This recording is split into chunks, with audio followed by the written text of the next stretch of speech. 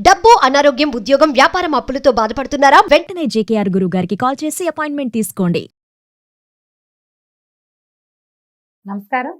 మనం రకరకాల పంచతంత్ర కథలు చెప్పుకుంటున్నాం. మానవుల కథే ఇది. పూర్వం ఒక నగరంలో నలుగురు బ్రాహ్మణ యువకులు పరమ మైత్రితోటి కలిసి ఉండేవాళ్ళు. చాలా స్నేహంగా ఉండేవాళ్ళట.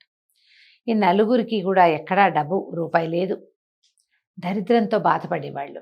చాలా దుఃఖంగా ఉండేది వాళ్ళకి. ఏమిట్రా మనకి ఇక్కడ చూసినా డబ్బులు రావట్లేదు, అసలు డబ్బు లేకపోతే విలువ లేదు లోకంలో, ఎలాంటి వాళ్ళకైనా సరే డబ్బే కావాలి అని ఇలా డబ్బు ఎట్లా సంపాదించాలి అని ఆలోచించి ఆ మాట ఈ మాట మాట్లాడుకునేవాళ్ళు.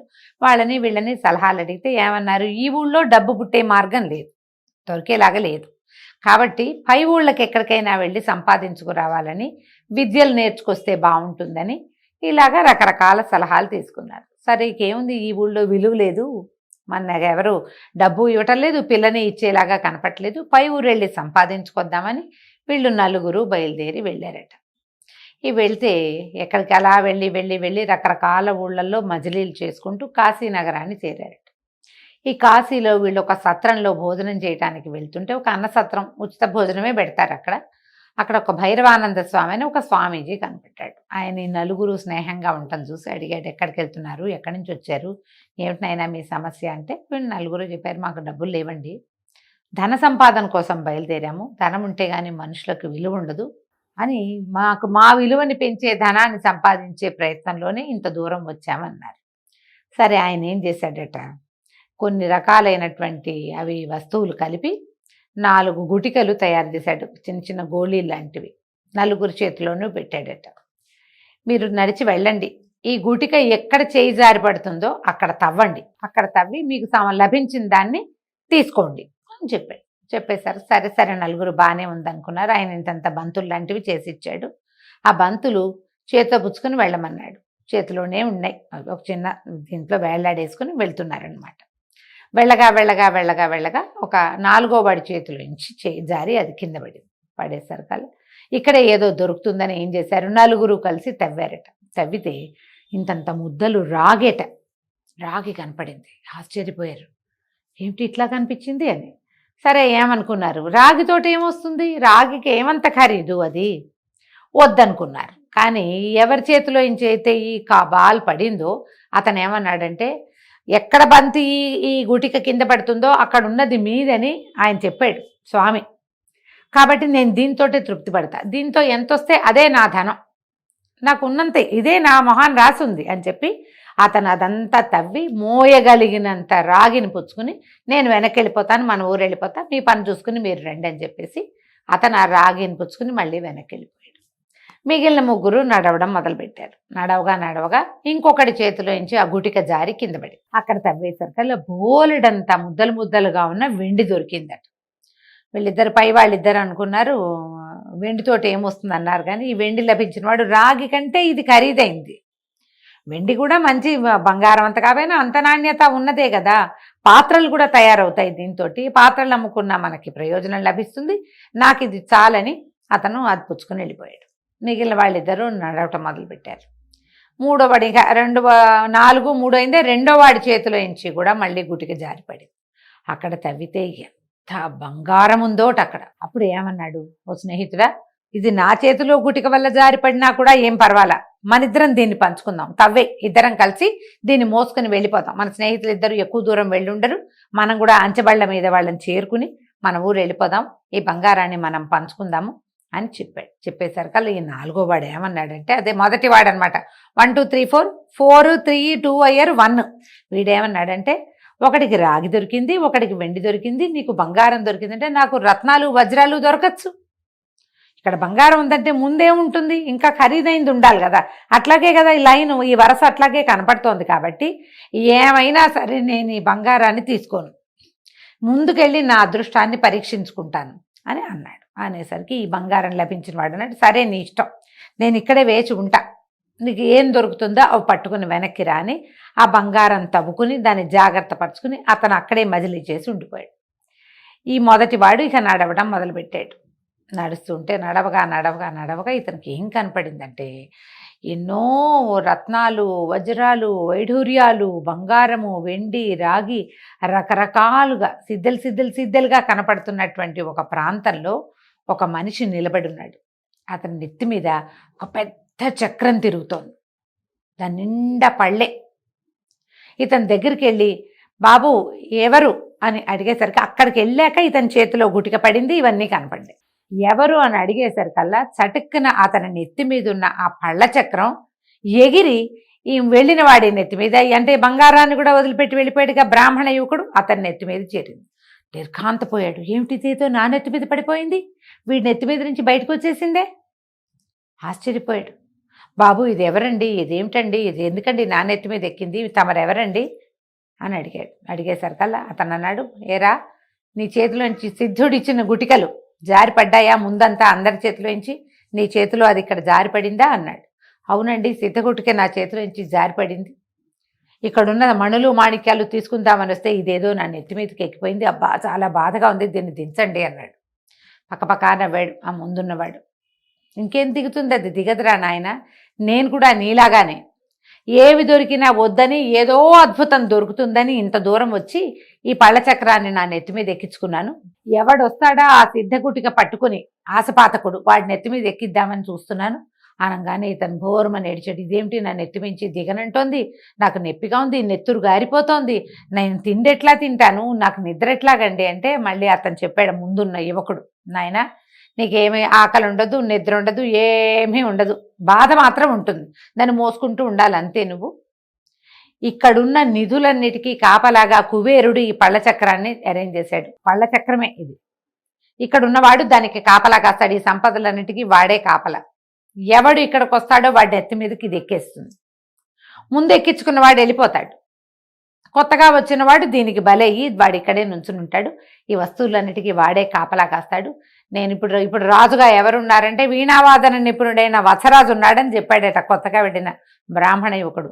అలాగా నేను రాముల వారు రాజ్యం చేసే కాలంలో వచ్చాను, అప్పటి నుంచి ఇక్కడే ఉన్నా. ఏనాటి రాముడు, తర్వాత ఎప్పటివాడు వత్సరాజు. రాముడి కాలం నుంచి ఈ పళ్ళ చక్రాన్ని నెత్తి మీద పెట్టుకుని ఒకడు ఇక్కడే కాపలా కాస్తున్నాడు. వత్సరాజు కాలంలో ఇంకొకడు వచ్చాడు. తర్వాత ఇంకెంత కాలానికి ఎవడొస్తాడో ఆశపాతకుడు.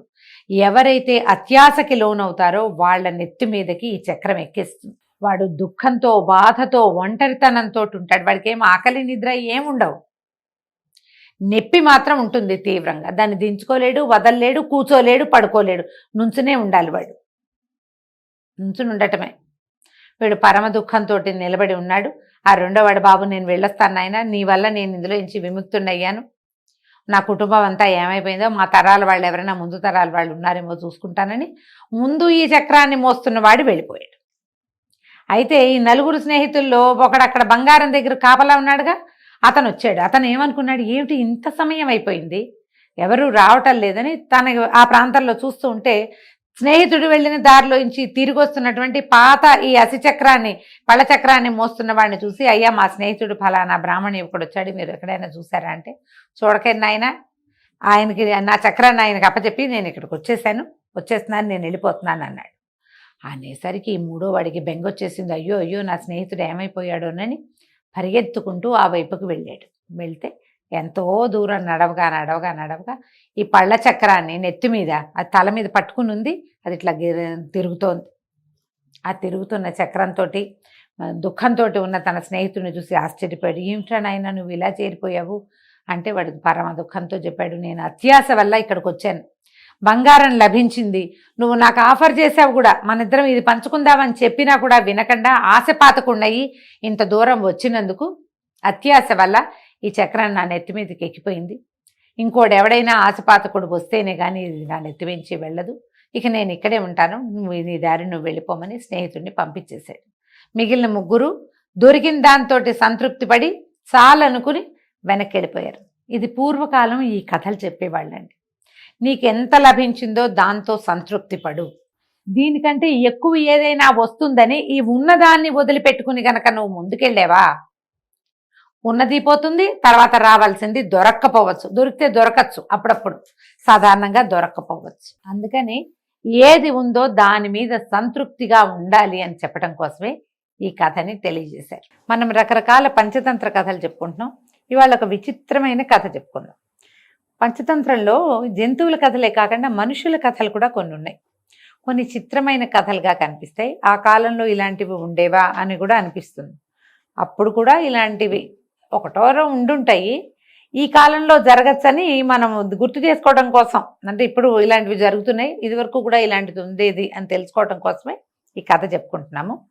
పూర్వం ఒక ఊర్లో ఒక బ్రాహ్మణుడు ఉండేవాడు. ఆయనకి ఒక సౌందర్యవతి అయిన భార్య ఉండేదట. ఆమంటే మహాప్రీతి ఆయనకి. కానీ ఈవిడ కొంచెం పోట్లాడుకోరుది, ఊరికే తగాదా పెట్టుకునేది. అన్నిటికీ నేనంటే నేననేది, బాగా గొడవలు అధికంగా ఉండేవి ఇంట్లో. పక్కింటి వాళ్ళతోటి కూడా తగాదా వచ్చేది, అత్తారింట్లో పెద్దవాళ్ళందరితో కూడా తగాదాలు పడేది. ఈయనకేమో భార్యా వ్యామోహం చాలా ఎక్కువ. ఆమెని వదిలిపెట్టలేడు, వదులుకోలేడు. ఆమె అలిగితే బాధగా ఉంటుంది, ఆమె ఏడిస్తే కష్టంగా ఉంటుంది. అందుకని ఏమనుకున్నాడు, ఈ జనాల మధ్యలో ఉండకూడదు, ఎక్కడికైనా తీసుకుపోదామని భార్యను తీసుకుని వేరే దేశం వెళ్ళడం కోసం బయలుదేరాడట. ఈ దారిలో ఎంతో దూరం నడిచి వెళ్తుంటే ఏమైందట, అమిత దాహం వేస్తోంది, నీళ్లు దొరకలేదట. ఈ బ్రాహ్మణుడి భార్య, నాకు ప్రాణం పోయేలాగా ఉంది, ఎక్కడైనా కూర్చుంటాను, నాకు మంచినీళ్ళు పట్టుకురా, కాస్త అటు ఇటు నడిచి వెళ్ళని బతిమలాడింది. సరేనని భార్యను ఒక చోట కూర్చోబెట్టి ఈయన మంచినీళ్ళు వెతకడానికి వెళ్ళాడు. అప్పుడంతా అడవులు కదా ఊళ్ళ మధ్యలో. ఈయన నడిచి కాస్త ఎక్కడో మంచినీళ్ళు సంపాదించుకుని వచ్చేసరికల్లా ఈ భార్య గుడ్లు తేలేసేసింది. ఆవిడ నోరు పెడచగట్టుకుపోయి, నాలుక లోపలికి వెళ్ళిపోయి, కళ్ళు వెనక్కి వెళ్ళిపోయినాయి, మరణించింది. బ్రాహ్మడు పెద్ద పెట్టున్న శోకం పెట్టి ఏడ్చాడట. అయ్యో, నా భార్య మరణించిందో, ఇప్పుడు నేనేం చేయాలి, దిక్కుమాలిపోయాను, కుటుంబాన్ని వదిలేసి వచ్చాను, ఈ అమ్మాయి ఇలా వెళ్ళిపోయింది, ఇక నేను కూడా చచ్చిపోతాను ఈ వెనకాలే పడి అని ఆయన ఏం చేశాడు, ఓ చెట్టుకి ఊరేసుకుందాం, చెట్టెక్కి దూకేద్దాం లాంటి భావాల్లోకి వచ్చాడు. ఇంతలో ఏమైందట, ఈ ఒక అశరీరవాణి వినపడింది అతనికి. ఓ బ్రాహ్మణ, నువ్వు మరణించద్దు, నువ్వు గనక నీ ఆయువులో సగం ఇస్తే నీ భార్య బతుకుతుంది, 3 సార్లు ప్రతిజ్ఞ చెయ్యి, అప్పుడు నీ భార్య బతుకుతుందంటే, అప్పుడు అతను నా ఆయుష్లో సగం నా భార్యకి ఇస్తానని 3 సార్లు ప్రతిజ్ఞగా పలికి నీరు పోసాడట. నీరు పోస్తే ఆ భార్య లేచి కూర్చుంది. భర్త ఆయువులో సగం తీసుకుంది ఆవిడ. తీసుకుని సరే సంతోషంగా మళ్ళీ లేచింది, ఆ మంచినీళ్ళు తాగింది, పదనైనా వెళ్దామంది. ఇద్దరు కలిసి ఎక్కడికో అట్లా వెళ్ళారు. వెళ్తే ఏమైంది, ఏదో ఒక ఊరు లాంటిది చేరారు. అక్కడ ఒక బావి దగ్గర చుట్టూతో ఏదో తోట అది ఉంది, ఓ బావి ఉంది. ఇతను బ్రాహ్మణ ఏమన్నాడంటే, అమ్మాయి నువ్వు ఇక్కడే ఉండు, నేను ఊళ్ళోకి వెళ్ళి ఏమైనా ఆహార పదార్థాలు దొరుకుతాయేమో పట్టుకొస్తాను, ఏదైనా వంట చేసుకునే సాధనం కూడా చూసొస్తానని చెప్పి భార్యను అక్కడ వదిలిపెట్టి వెళ్ళాడు. వెళ్తే ఈ అమ్మాయి కాసేపు ఆ తోటలో కూర్చుని తర్వాత బావి దగ్గరికి వెళ్ళింది. అక్కడ ఎవరో పాట పాడుతున్నారు. ఎంత చక్కగా పాడుతున్నాడో ఒక అబ్బాయి, మహా స్వీట్గా ఉంది పాట. ఆ పాటకి మైమరిచిపోయింది ఈవిడ. ఒక రోజు క్రితం చావడానికి సిద్ధమైంది, అంటే చచ్చేపోయి బతికిన ఆవిడ ఎవరిదో పాటకి మైమరిచిపోయి ఆ బావి దగ్గరికి వెళ్ళింది. ఆ బావి దగ్గర ఒక కుంటివాడు, కాళ్ళు లేవు, అసలు ఇంకో కథలో అయితే వాడికి చేతులు కూడా లేవని రాస్తారు.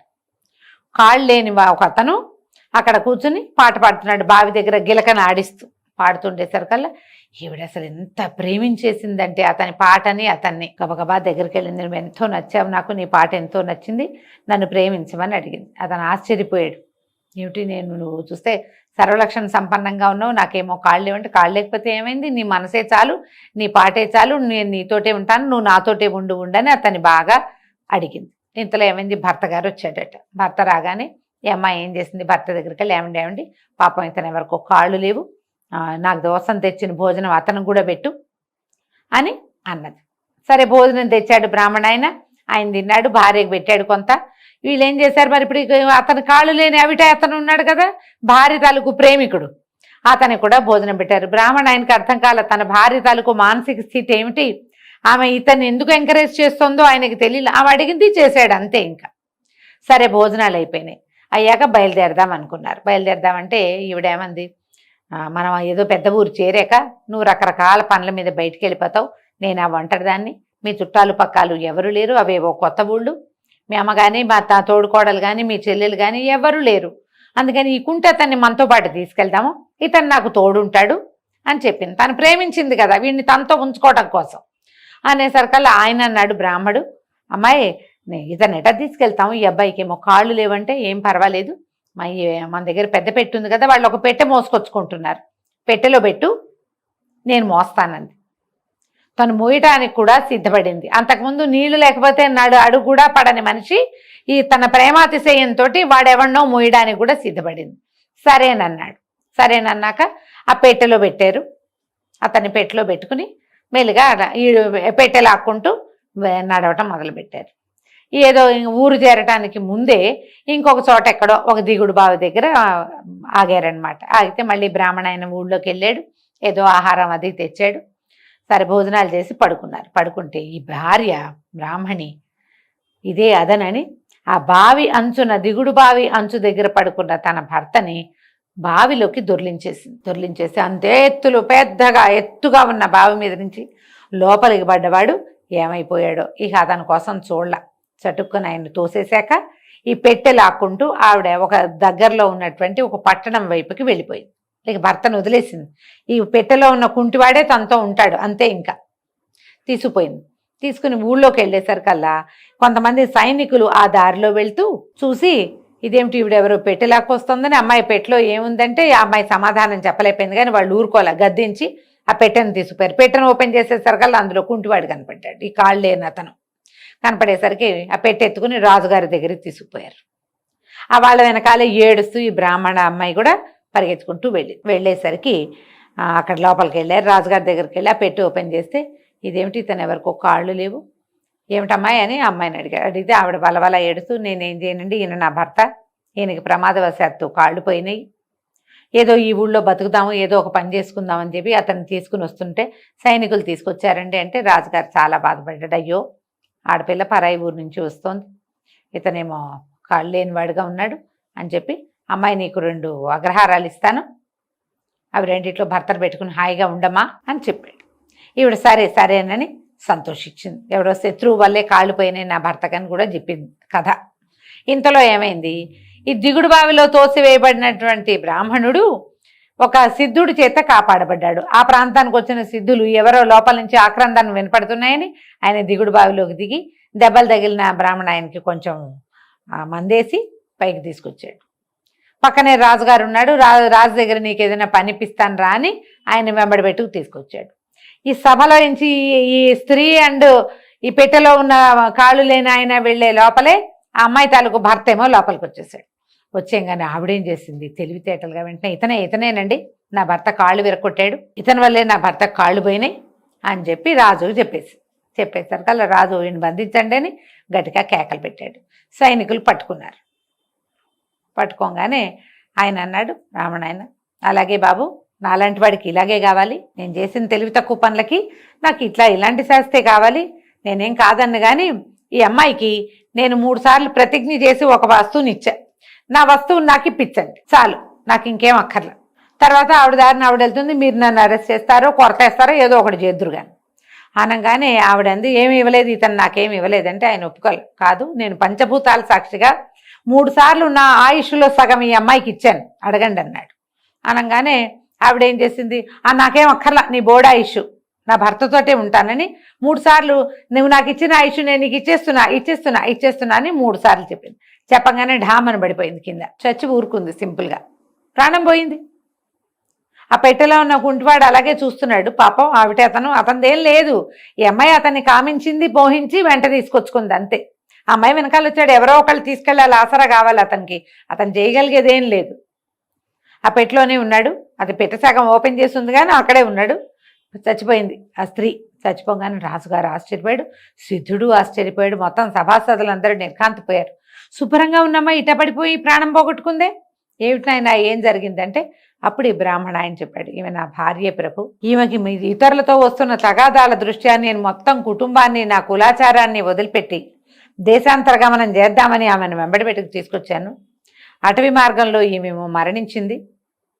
పంచభూతాల సాక్షిగా నా ఆయుష్ సగం ఇస్తే బతికిన తర్వాత ఇక నేను నాతోటి ఉండి నాతోటే జీవితం గడుపుతూ నేను తెచ్చిన ఆహారం తింటూ ఇతన్ని మోహించి అతని కోసమని నన్ను చంపడానికి పూనుకుంది, చివరికి తనే ఆయుష్ పోగొట్టుకుంది అని చెప్పాడు. రాజుగారు ఆశ్చర్యపడి స్త్రీ బుద్ధి ప్రళయాంతక అన్నారు. ఇందుకే అన్నారు, ఆడవాళ్ళు చక్కగా బుద్ధిగా ఉంటే ఎంతో బాగుంటుంది, వాళ్ళు ఏదైనా తిరగబడి చేయదలుచుకుంటే ఇట్లా విపరీతాలు చేస్తారని ఆశ్చర్యపోయి ఆ కుంటతనేమో ఆ రాజ్యంలో ఇట్లా అనాథులు వికలాంగులు వాళ్ళని చూసుకునేందుకు కొన్ని ఆశ్రమాలు ఉన్నాయట. ఆ వికలాంగుల ఆశ్రమానికి పంపించేశారు. తర్వాత ఈ బ్రాహ్మడికి, నువ్వు ఇంత దేశం వదిలిపెట్టి వచ్చావు కదా, ఏదో మాకు రాజపురోహితుడికి సహాయకుడుగా ఉండు, ఇల్లు బాకిలి ఇస్తాం, ఇక్కడ ఇంకో వివాహం చేసుకుని నీ దారి నువ్వు జీవితం గడుపునాయన అని అతన్ని తమతోటే ఉంచుకున్నారు. చిత్రంగా ఉంది కదా కథ. ఇప్పుడే కాదు, పూర్వకాలంలో కూడా ఇలాంటివి ఉండేవి, జరిగేవి. రేర్గా ఎక్కడో ఒక కథగా జరిగేది. అందుకని జాగ్రత్తగా ఉండాలి, ఆలోచించి ప్రవర్తించాలి.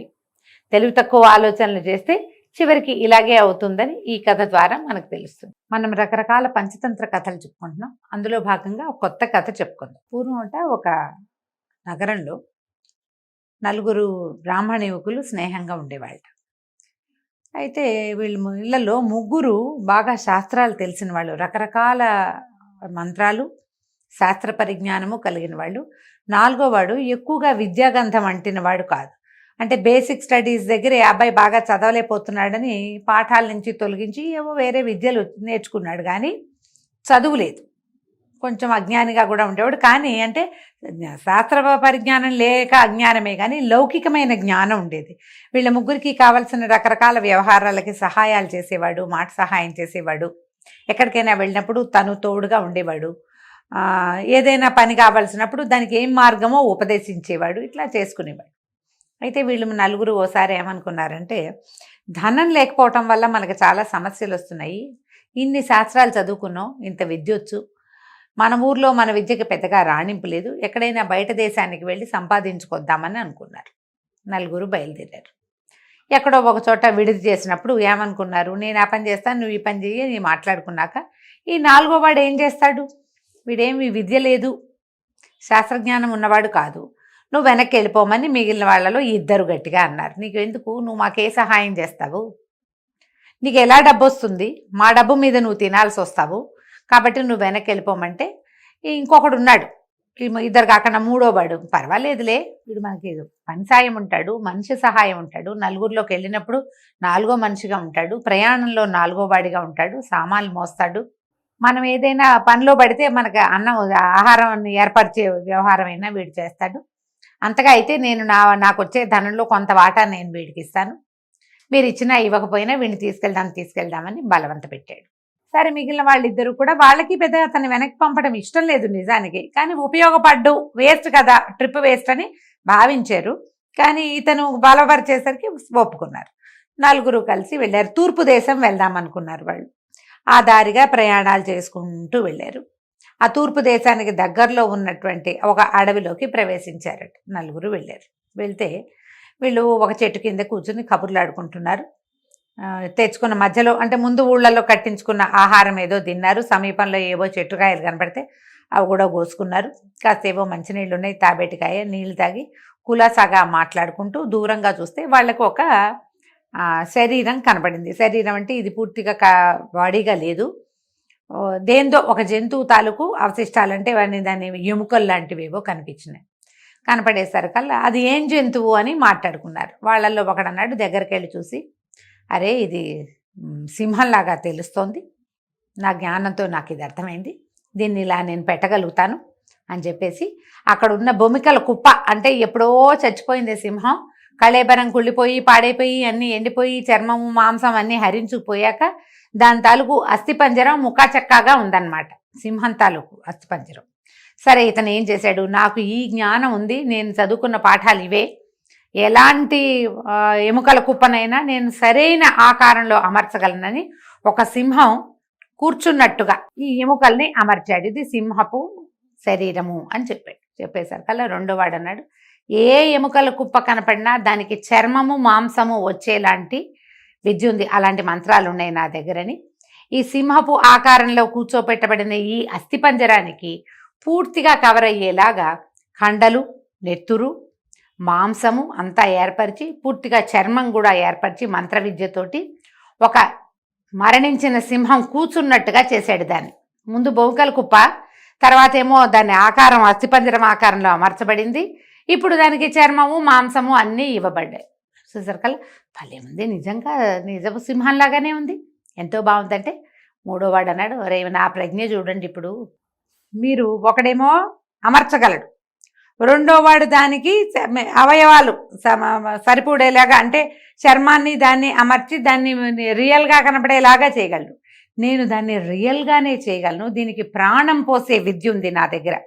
నేను ఆ శాస్త్రాన్ని చదువుకున్నాను. మరణించిన జంతువుకి లేదా వ్యక్తికి నేను ప్రాణం పోయగలను. ఈ సింహానికి ప్రాణం పోస్తానన్నాడు అని మంత్రం చదవబోయాడు. నాలుగో వాడు అజ్ఞానిగా మనం చెప్పుకున్నాగా చదువుకోలేదు, ఒట్టిగా ఫిజికల్ హెల్ప్కి మాత్రమే, శారీరక సహాయం మాత్రమే చేయగలడు అని చెప్పుకున్నవాడు గబుక్కొని చేతులు పుచ్చుకున్నాడు. ఒరే నాయన, దీన్ని గనక ప్రాణం పోసావా, అది గనక బతికొచ్చిందా, మన నలుగురిని తినేస్తుందిరా, వద్దు వద్దు నీ పని చెయ్యొద్దంటే వీడికి పిచ్చి కోపం వచ్చింది.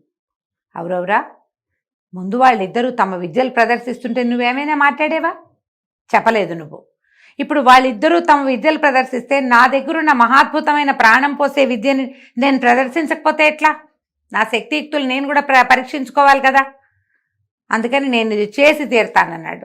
మిగిలిన వాళ్ళిద్దరు కూడా మాట్లాడలేకపోయారు. ఎందుకంటే ఒకడేమో అమర్చాడు, రెండో వాడు దానికి చర్మము మాంసము ఇచ్చాడు, మూడో వాడు ప్రాణం పోస్తున్నాడంటే ఒకళ్ళ విద్యల కంటే ఒకటి అధికమైంది కదా. ఈ ప్రదర్శనని కాదని అంటే ఎట్లా? మరి మీరు ముందు చేశారుగా, నన్ను ఎందుకు చేయనివ్వరు అంటాడు. అందుకని వాళ్ళు ఊరుకున్నారు. ఈ అజ్ఞానిగా ఉన్న యువకుడు బతిమలాడాడు. లౌకిక జ్ఞానం మాత్రమే ఉన్నవాడు, వద్దురా వద్దురా, శాస్త్రజ్ఞానాన్ని ఇట్లా ప్రదర్శించకూడదు, నా మాట వినంటే నువ్వు ఏం చెప్పినా నేను విన్ను, దీనికి ప్రాణం పోసేదే అన్నాడు ఆ శాస్త్ర విద్య తెలిసినవాడు. అయితే నాలుగో వాడు అన్నాడు, బాబు నీకు దండం పెట్టానరా, ఒక సహాయం చేయి, నేను చెట్టెక్కి కూర్చున్నాక నువ్వు మంత్రం చదువుతావో ఏం చదువుతావో నీ ఇష్టం అన్నాడు. సరేనన్నారు. వీళ్ళు ముగ్గురు నిలబడ్డారు. ఆ నాలుగో వాడు చకచక అక్కడున్న పెద్ద చెట్టునెక్కి కూర్చున్నాడు. కూర్చున్నాక ఇంక నీ ఇష్టం కానిమన్నాడు. ఈ శాస్త్ర పరిజ్ఞానం ఉన్నటువంటి మంత్రవేత్త మంత్రాన్ని పునశ్చరణ చేసుకుని తమ తాబేటికాయలో ఉన్న నీళ్లు ఆ చచ్చినట్టుగా కూర్చుని ఉన్నటువంటి సింహం మీద చల్లి మంత్రం చదివాడు. చదవంగానే అట్ట శవంలాగా కూర్చునున్న సింహంలో చలనం వచ్చింది, ప్రాణం వచ్చింది, లేచింది, అది నిలబడింది, తోకజాడిచ్చింది, అటు ఇటు చూసింది, గాండ్రమని పెద్దగా నోరు తెరిచి గర్జించింది. చూసుకుంది తమ ముందు నిలబడి బికచచ్చిపోయి నిలబడి ఉన్నటువంటి ముగ్గురిని చూస్తూ, వీళ్ళల్లో ఒకడేమో తన విద్య ఫలించినందుకు గొప్పగా ఉంది ఒకడికి, రెండో వాడికి తను ఇచ్చిన శరీరం ఎంత పర్ఫెక్ట్గా నిలబడిందో చూస్తున్నాడు, మూడో వాడు తను నిలబెట్టిన షేప్లోనే ఇది నిలబడి ఉందా లేదా, ఎక్కడైనా వంకర టింకర వచ్చిందా చూస్తున్నారు తప్ప వీళ్ళు ఈ సింహం తమను ఏమైనా చేస్తుందని వాళ్ళు అనుకోలే. కానీ అది ఎప్పుడైతే గర్జించిందో అప్పుడు హడలొచ్చింది, కదలలేకపోయారు. అది ఒక్క ఉదుటున ముగ్గురి మీద పడి దొరికిన వాడి కండ దొరికినట్టుగా ఊడబెక్కుని తినేసి గర్జిస్తూ అడవిలోకి వెళ్ళిపోయింది. చెట్టు మీద కూర్చుని ఇదంతటి దాన్ని చూస్తున్న అజ్ఞానిగా చెప్పబడిన నాలుగో యువకుడు ఓ దండం పెట్టి, అయ్యో శాస్త్రజ్ఞానం తెలిసినా వీళ్ళకి లౌకిక జ్ఞానం లేకపోవటం వల్ల కదా ఇంత కొంప మునిగిపోయింది, వృధాగా చచ్చిపోయారు. సింహం అందరినీ తినేలా తలా ఒక కండా పీక్కు తింది, అంతే, తలా ఒక దెబ్బ కొట్టింది, కొట్టిన దెబ్బలకు వీళ్ళు కాస్త చచ్చిపోయారు. ఇప్పుడు వీళ్ళని బతికించే నాథుడేడి, నాకా ఏమీ రాదు అని అనుకుని ఓ దండం పెట్టి ఇక తూర్పు దేశం వద్దు, దక్షిణ దేశం వద్దు, సొంత ఊరు వెళ్ళిపోదామని బతుకు జీవుడా అని వెనక్కి వెళ్ళిపోయాడు. ఏ శాస్త్ర పరిజ్ఞానాన్నైనా ప్రదర్శించేటప్పుడు దేశకాలమాన పరిస్థితులు చూసుకోవాలి. నాకు ఇది వచ్చు నేను చేస్తా అనకూడదు. మన విద్య ఇక్కడ అవసరమా అనేది ఆలోచించాలి. ఆలోచన లేకుండా ప్రదర్శనకి పూనుకుని ఐ కెన్ డూ ఎనీథింగ్ అని కనుక అన్నారో ఇగో ఇలాగే అవుతుంది. కాబట్టి ఆలోచించి మన విద్యల్ని ప్రదర్శించాలి. మన తెలివితేటలన్నీ ఎదురుగుండా వాళ్ళ ముందు ఎగ్జిబిట్ చేసిన, నాకు అది తెలుసు ఇది తెలుసు నాకు సమస్తం తెలుసు అని తెలియచేస్తే మనం ఎలా మ్యానిపులేట్ అవుతామో మనకు తెలియదు. ఇక్కడంటే సింహం వచ్చింది కాబట్టి వీళ్ళు ముగ్గురు చచ్చిపోయారు. మన మన మన వ్యవహారాల్లో సింహాలు అవి రావు కదా, మనం మనుషులకి దొరికేస్తాం, మ్యానిపులేషన్కి గురవుతాం. ఇతరులు మనని వాడేసే ప్రమాదం ఉంది. ఒట్టిగా వాడేస్తే పర్వాలా, ఏదైనా విపత్కర పరిస్థితులు ఎదురైతే ఏం చేయాలో అర్థం కాదు, అప్పుడు బయటపడడం కష్టం. కాబట్టి దేశకాలమాన పరిస్థితుల్ని బట్టే విద్యా ప్రదర్శన చేయాలి అని చెప్పడం కోసమే ఈ కథ చెప్పబడింది. రకరకాల పంచతంత్ర కథలు చెప్పుకుంటున్నాం. ఒక గాడిద కథ చెప్తాం.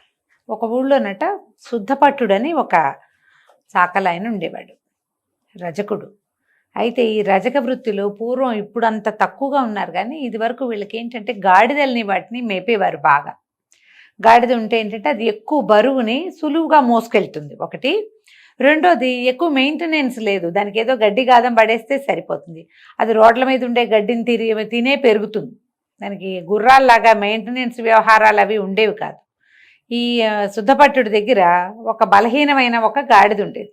దానికి ఓపిక చాలేది కాదు పాపం. విపరీతంగా పని, బోల్డన్ని బట్టలు, గాడిద బరువు అంటారు దాన్ని, గంతాపంతా గాడిద బరువు అంటారు. గాడిదే పాపం చాలా బరువుని మొయ్యాల్సి వచ్చేది. దానికి ఏమో పెద్ద గడ్డి దొరికేది కాదు. వాళ్ళ ఊర్లో కొంచెం నీటి ఇవక తక్కువ, నీరు తక్కువ. దాంతో ఈ గట్ల మీద అక్కడ మంచి నవనవలాడే గడ్డి అది దానికి దొరికేది కాదు. ఆ ఊళ్ళో ఉన్న గొడ్లే ఉన్నవి మొక్కమోడు తినేసేవి. ఈ గాడిద పాపం పనంతా అయ్యి సాయంకాలం చూస్తే దానికి ఏదో ఎండుగడ్డి దొరికేది, నర్నాలకంతా సరిపోయేది కాదు, వీక్గా ఉండేది. అయితే ఏమైందట, ఈ శుద్ధపట్టుడు ఒకనాడు ఏదో పక్క ఊరు వెళ్ళి వస్తుంటే వాడికి అడవిలో ఒక చచ్చిపోయిన పులి కనపడిందట. పులి ఏదో జబ్బు చేసి మరణించింది. అప్పుడు దానికి ఏం తట్టింది, ఆహా చాలా బాగుంది, దీనికోసం ఎవరూ రాలేదు, ఎవరో గోళ్ళు కూడా పీకేశారు, పులిగోరలు అమ్మేసుకుంటారు ఆటవికులు, ఆ చర్మాలు ఏం చేయక వదిలిపెట్టేశారు, వాడికి అవసరం లేదు. వీడేం చేశాడు, చాలా హాయిగా ఉంది, దీన్ని పని చేద్దామని చెప్పి అక్కడే కూర్చుని తన దగ్గరున్న సామాన్లలో నుంచి ఓ చిన్న పదునైన ఆయుధం ఏదో ఉంటే తీసి ఆ పులి చర్మం మొత్తం ఒలిచేసాడు. ఒలిచేసి ఆ చర్మాన్ని చేత్తో పుచ్చుకుని ఇంటికి తెచ్చేసి కొంచెం ఎండలో పడేసి పులి చర్మం అంతా ఆరేలాగా చేశాడు. ఈ గాడిద మీద సాయంకాలం అవ్వగానే ఆ పులి చర్మాన్ని కప్పివాడు. అది ఆ పులి చర్మం కప్పుకుని తన మీద వేసిన దాన్ని విదిలించే అలవాటు ఉండదు గాడిదకి. ఇంకో జంతువు అయితే వేరే ఏదైనా వేస్తే తోసేస్తుంది. ఈ పాపం ఈ పిచ్చిగాడిదకి దానికి తెలియదు, దాని మీద ఏమైనా వేస్తే దాన్నట మోసుకుంటూ తిరుగుతుంది. ఈ పులి చర్మాన్ని దాని మొహం మీద నుంచి వెనకంటే నెత్తి మీద నుంచి వెనక దాకా కప్పేసేవాడు. అదే మోసుకుంటూ పోయి తినేసి వచ్చేది. అయితే ఇతనేం చేశాడు, వీళ్ళ ఊళ్ళో బాగా గోధుమ పైరు విశేషంగా పెరిగిందట. ఆ విశేషంగా పెరిగిన గోధుమ పైర్ల దగ్గర తీసుకుపోయి దీన్ని వదిలిపెట్టేవాడు, ఈ గాడిదని. ఎవరు అదిలించకపోవడంతో అది హాయిగా నవనవలాడుతున్నటువంటి గోధుమ గడ్డిని హ్యాపీగా సంతోషంగా కడుపు నిండా నొక్క తినేసేది. దూరం నుంచి చూస్తే పులిలాగా కనపడేది, పైన చర్మం అది కదా, ఇంచుమించుగా సైజు కూడా అలాగే ఉంటుంది. ఈ మా పొలాల్లోనూ వాటాల్లోనూ దూరం నుంచి చూస్తే ఈ గాడిద కాళ్ళు దాని బోడి మొహం ఎవరికి కనపడతాయి, ఈ పులిచారులే కనిపిస్తాయి. దీపం పెట్టి చూసారనుకోండి చీకటి వేళ, ఆ దీపంలో పులి తాలూకు మెకంది చారలు కనపడతాయి. పసుపు నలుపు చార, నిదానంగా కదలటము. గాడిద దబదబా పరిగెత్తదు, గుర్రంలాగా స్లోగా వెళ్తుంది. ఏదో భయం వేసినప్పుడు పరిగెడుతుంది కానీ సాధారణంగా ఏముండదు, ఈడుస్తూ నడుస్తుంది. దాని స్లో నడకని పులి తాలూకు నక్కి నక్కి నడవటంగా భావించి జనాలు హడిలు చచ్చేవాళ్ళు, పులి తిరుగుతోందని ఊరుకునేవాళ్ళు. కానీ తెల్లవారేసరికి గడ్డి ఖాళీ అయ్యేది, వాళ్ళకి తెలిసేది కాదు. పొలాల్లో పడి శుభ్రంగా మేసేసేది గాడిద హాయిగా. అయితే 1 నెల 2 నెలలు గడిచేసరికి పచ్చటి నవనవలాడే ఈ గడ్డి తినటంతో గాడిద బలిసిపోయింది, పుష్టిగా అయింది. దాన్ని బలవంతంగా లాక్కొచ్చేవాడట ఇతను, చాకలాయన. ఎంత కష్టపడేవాడు దాన్ని కట్టేయటానికి, అంత బలిసిందనమాట. ఎప్పుడైనా ఈజీగా ఫ్రీగా సులువుగా ఏ కష్టము లేకుండా ఆహారం కానీ డబ్బు కానీ లభిస్తే వ్యక్తులు ఒళ్ళుపోయి తెలియదు వాళ్ళకి. అది గాడిద కథలో చెప్తారు. ఈ గాడిద తను పులి చర్మం కప్పుకుంటున్నానని వేరే వాళ్ళ పొలాల్లో తింటున్నానని ఆ ఇంగితం ఏమీ లేదు దానికి. దాన్ని ఎవరు ఏమీ అంటలేదు, తినేస్తోంది అంతే. ఒకనాటి రాత్రి ఏమైంది, అది ఇక గోధుమ చేనులో గడ్డి మేస్తూ ఉండగా దూరంగా ఒక ఆడగాడిద ఓండ్ర వినపడింది. ఆడగాడి తన సొంత జాతి కుక్కలు కూడా చూడు, ఏవైనా మురిగితే ఇవి మురుగుతూ ఉంటాయి, పిట్టలు కూడా అంతే. అవి కిచకిచలాడంగానే ఇంకా కొన్ని కిచకిచ అంటుంటాయి. కాకులు అంతే. చాలా మటుకు జంతువులు తమ జాతిది ఏదైనా ఒక శబ్దం చేసిందంటే తమ కూడా చేస్తాయి. ఎప్పుడైతే ఆడగాడిద స్వరాన్ని గుర్తుపడతాయి, ఇది మొగగాడిద అనమాట. ఇక్కడ మన పులి చర్మం కప్పుకున్న కథానాయకుడు మగవాడు. ఈ ఆడగాడిద స్వరం ఎప్పుడైతే విన్నదో ఇది తను ఎక్కడున్నాను, పొలంలో ఉన్నాను, ఎవరైనా వింటారు, అది మర్చిపోయింది. దానికి ఏం బుర్రలో లేదు. అది కూడా మొహం పైకెత్తి ఓండ్ర పెట్టడం మొదలుపెట్టింది. ఆ పొలం కాపలాకి వచ్చినటువంటి 2-3 రైతులు ఓ చోట ఎక్కడో కొంచెం కాస్త మంట వేసుకుని కూర్చుని ఉన్నారు. సడన్గా వాళ్ళకి ఏమిటి గాడిద ఓండ్ర వినపడుతోంది ఏమిట్రా అని లేచి వచ్చి చూద్దును కదా, ఈ పొలం మధ్యలో నిలబడిన గాడిద మొహం మోర పైకెత్తి ఓండ్ర పెడుతోంది. దగ్గరకు వచ్చి చూసేసరికి పులి చర్మం కప్పుకున్నది అదేమో గాడిద ఓండ్ర పెడుతోంది. అవురవురా దిందుంపదేగా ఎవడో తెలివిగా దీన్ని మన దగ్గరికి వదిలిపెట్టాడు. ఎన్ని రోజుల నుంచి గోధుమ చేలో గడ్డంతా ఇదేం వేసేస్తుందని వాళ్ళు ఏం చేశారు, తలా ఒక కర్ర పట్టుకుని ఈ పులిచర్మం కప్పుకున్న గాడిదని చీతకొట్టు వదిలిపెట్టారు. కుంటికాలు ఈడ్చుకుంటూ అది తన యజమానిని చేరింది. ఆయన చూసుకున్నాడు, పులిచర్మం ఎక్కడో పడిపోయింది, దీనికి కాళ్ళు కీళ్ళు తొలగిపోయినాయి. మరి ఇన్ని రోజుల నుంచి గోధుమ చేలో పడి తింటుంటే వాళ్ళు ఊరుకుంటారు, దొరికిందే ఛాన్స్ అని చితకొట్టు వదిలిపెట్టారు. ఇక గాడిద ఎటు కాకుండా అయిపోయింది. అంతకుముందు బలహీనంగా ఉన్న సామాన్లు మోసుకెళ్ళేది, ఇప్పుడు కాలు విరిగింది, అందుకు కూడా పనికిరాదు. అది ఏడుస్తూ యజమాని వాకిట్లో నుంచుంది. యజమాని ఇంకేం చేయలేక సరే దాన్ని ఉన్న జంతువులతో పాటే అక్కడే ఉంచుకున్నాడు. ఇంకా ఎప్పుడూ ఇలాంటి పని చేయలేదు. కానీ ఇది ప్రమాదకరమైన పని కదా, గాడిద చచ్చిపోవచ్చు కూడా. వేరే జంతువుని ముసుగు వేసినప్పటికీ ఒక జంతువు తన స్వజాతిని మర్చిపోదు, సహజమైన గుణాన్ని వదిలిపెట్టదు. మనుషులు కూడా అంతేనండి. ఇప్పుడు అలా లేదనిపిస్తుంది, కానీ ఏదో ఒక టైంలో మన జాతి లక్షణం మనకు అలవాటైందంటే జీన్ తాలూకు వ్యవహారం బయటకు వస్తుంది. ఎక్కడో చోట అవి బయటపడిపోతాయి. ఒకటి. రెండోది, ఈ ఫ్రీగా ఉచితంగా ఆహారం గనక వచ్చేసి డబ్బు కానీ ఏదైనా శ్రమ పడకుండా లభిస్తుంటే అదుపు ఉండదు వాళ్ళకి. ఆ 2 పాయింట్ల కోసము, ఈ 2 విషయాల కోసమే మనకి విష్ణు శర్మ గారు రాజకుమారులకి ఈ కథ చెప్పారు. ఇది చాలా చోట అప్లై అవుతుందండి. ఎవరికి వాళ్ళు ఆలోచించుకుని ఈ కథని ఏ సందర్భంలో వాడుకోవచ్చో ఆ సందర్భంలో వాడచ్చు. తెలివిగల కథ ఇది, అంతే. మనం రకరకాల పంచతంత్ర కథలు చెప్పుకుంటున్నాం. అందులో భాగంగా ఇవాళ ఒక కొత్త కథ చెప్పుకుందాం. పూర్వం ఒక పల్లెటూరులో మిత్రశర్మ అని ఒక బ్రాహ్మణ ఆయన ఉండేవాడు. అట్టే ధనికుడు కాదు ఆయన. చుట్టుపక్కల ఊళ్ళల్లో అక్కడక్కడ ఇంకొంచెం వ్యవహారం చేసుకుని తర్వాత ఏదో పౌరోహిత్యం చేసి సంపాదించుకునేవాడు. అయితే ఏమైందట, మాఘమాసం వచ్చి, మాఘ వాతావరణం అది చల్లగా ఉంది. ఆ కాలంలో ఈ మాఘం ఫాల్గుణం వచ్చినప్పుడు చిన్న చిన్న యజ్ఞాలు చేసుకునే పద్ధతి ఉండేదట. సరే ఈయన ఏమనుకున్నాడు, పక్క ఊళ్ళో ఈయనకి బ్రాహ్మణ్యానికి వెళ్ళే ఒక పశువుల శాల అధిపతి ఒక ఆయన ఉన్నాడు. అక్కడికి వెళ్ళొద్దామని ఈయన ఏం చేశాడు, ఈ మిత్రశర్మ గారు పక్క ఊరు వెళ్ళి వాళ్ళ ఇంట్లో ఏదో చిన్న పూజ ఆశీర్వచనం చేసి ఆయనతోటి ఏం చెప్పాట, బాబు యజ్ఞం చేద్దాం అనుకుంటున్నాను, ఒక మంచి యజ్ఞ పశువుని నాకు ఇవ్వు అని అడిగాడు. అడిగేసరికల్లా ఆయన కూడా ఈ 10 సంవత్సరం అంతా రకరకాల పూజలు చేస్తాడు అయ్యగారు, ఆయన అడిగాడు కదా అని ఒక బలిసిన మేకపోతును ఒకదాన్ని, బాగా బలంగా ఉంది, దాన్ని ఈ బ్రాహ్మణ ఆయనకి అప్పచెప్పాడు. అప్పచెప్పేసరికల్లా సరైన చూసుకుని, యజ్ఞ పశువు బ్రాహ్మడికి ఎందుకు తింటారా అలాంటి ప్రశ్నలు అడగబోకండి, పాతకాలపు విధానాలు వేరేగా ఉండేవి. యజ్ఞం చేసేటప్పుడు ఇట్లా యజ్ఞ పశువు అని ఒక పశువుని, ఒక మేకను కానీ ఒక దీన్ని కానీ, అంటే మన గుర్రాలని అశ్వమేధాలు అవి చేసేవాళ్ళు కదా, అట్లాగే ఒక మేకలతోటి కూడా ఏదో పని ఉండేది వాళ్ళకి. సరే ఇతను ఏం చేశాడు, ఈ మేకను తీసుకెళ్తుంటే సరే 4 అడుగులు ఊరు దాటిన తర్వాత అనుకున్నాడు, అయ్యో నేను యజ్ఞం చేయటానికి తీసుకెళ్తున్నా, ఈ మేకను గౌరవించాలి, దీన్ని నడిపించకూడదని ఏం చేశాడు, ఆ మేక పని ఇట ఎత్తి మెళ్ళ మీద భుజాల మీద వేసుకుని నడవటం మొదలుపెట్టాడు. మేక అలసిపోతుంది, ఈ దారి అంతా నడిచేసరికి కొత్త దారి అని అనుకున్నాడు. అయితే ఇతను ఊరు దాటి అడవిలోకి ప్రవేశిస్తూ ఉంటే అక్కడ ఒక 3 కుర్రాళ్ళు 5-6 రోజులైందిట వాళ్ళు సరిగ్గా అన్నం తిని. వాళ్ళు ఏం చేశారు, పని పాట లేదు, ఊళ్ళో ఆవారాగా తిరుగుతూ ఉండేవాళ్ళు, జులాయి వాళ్ళు అనమాట.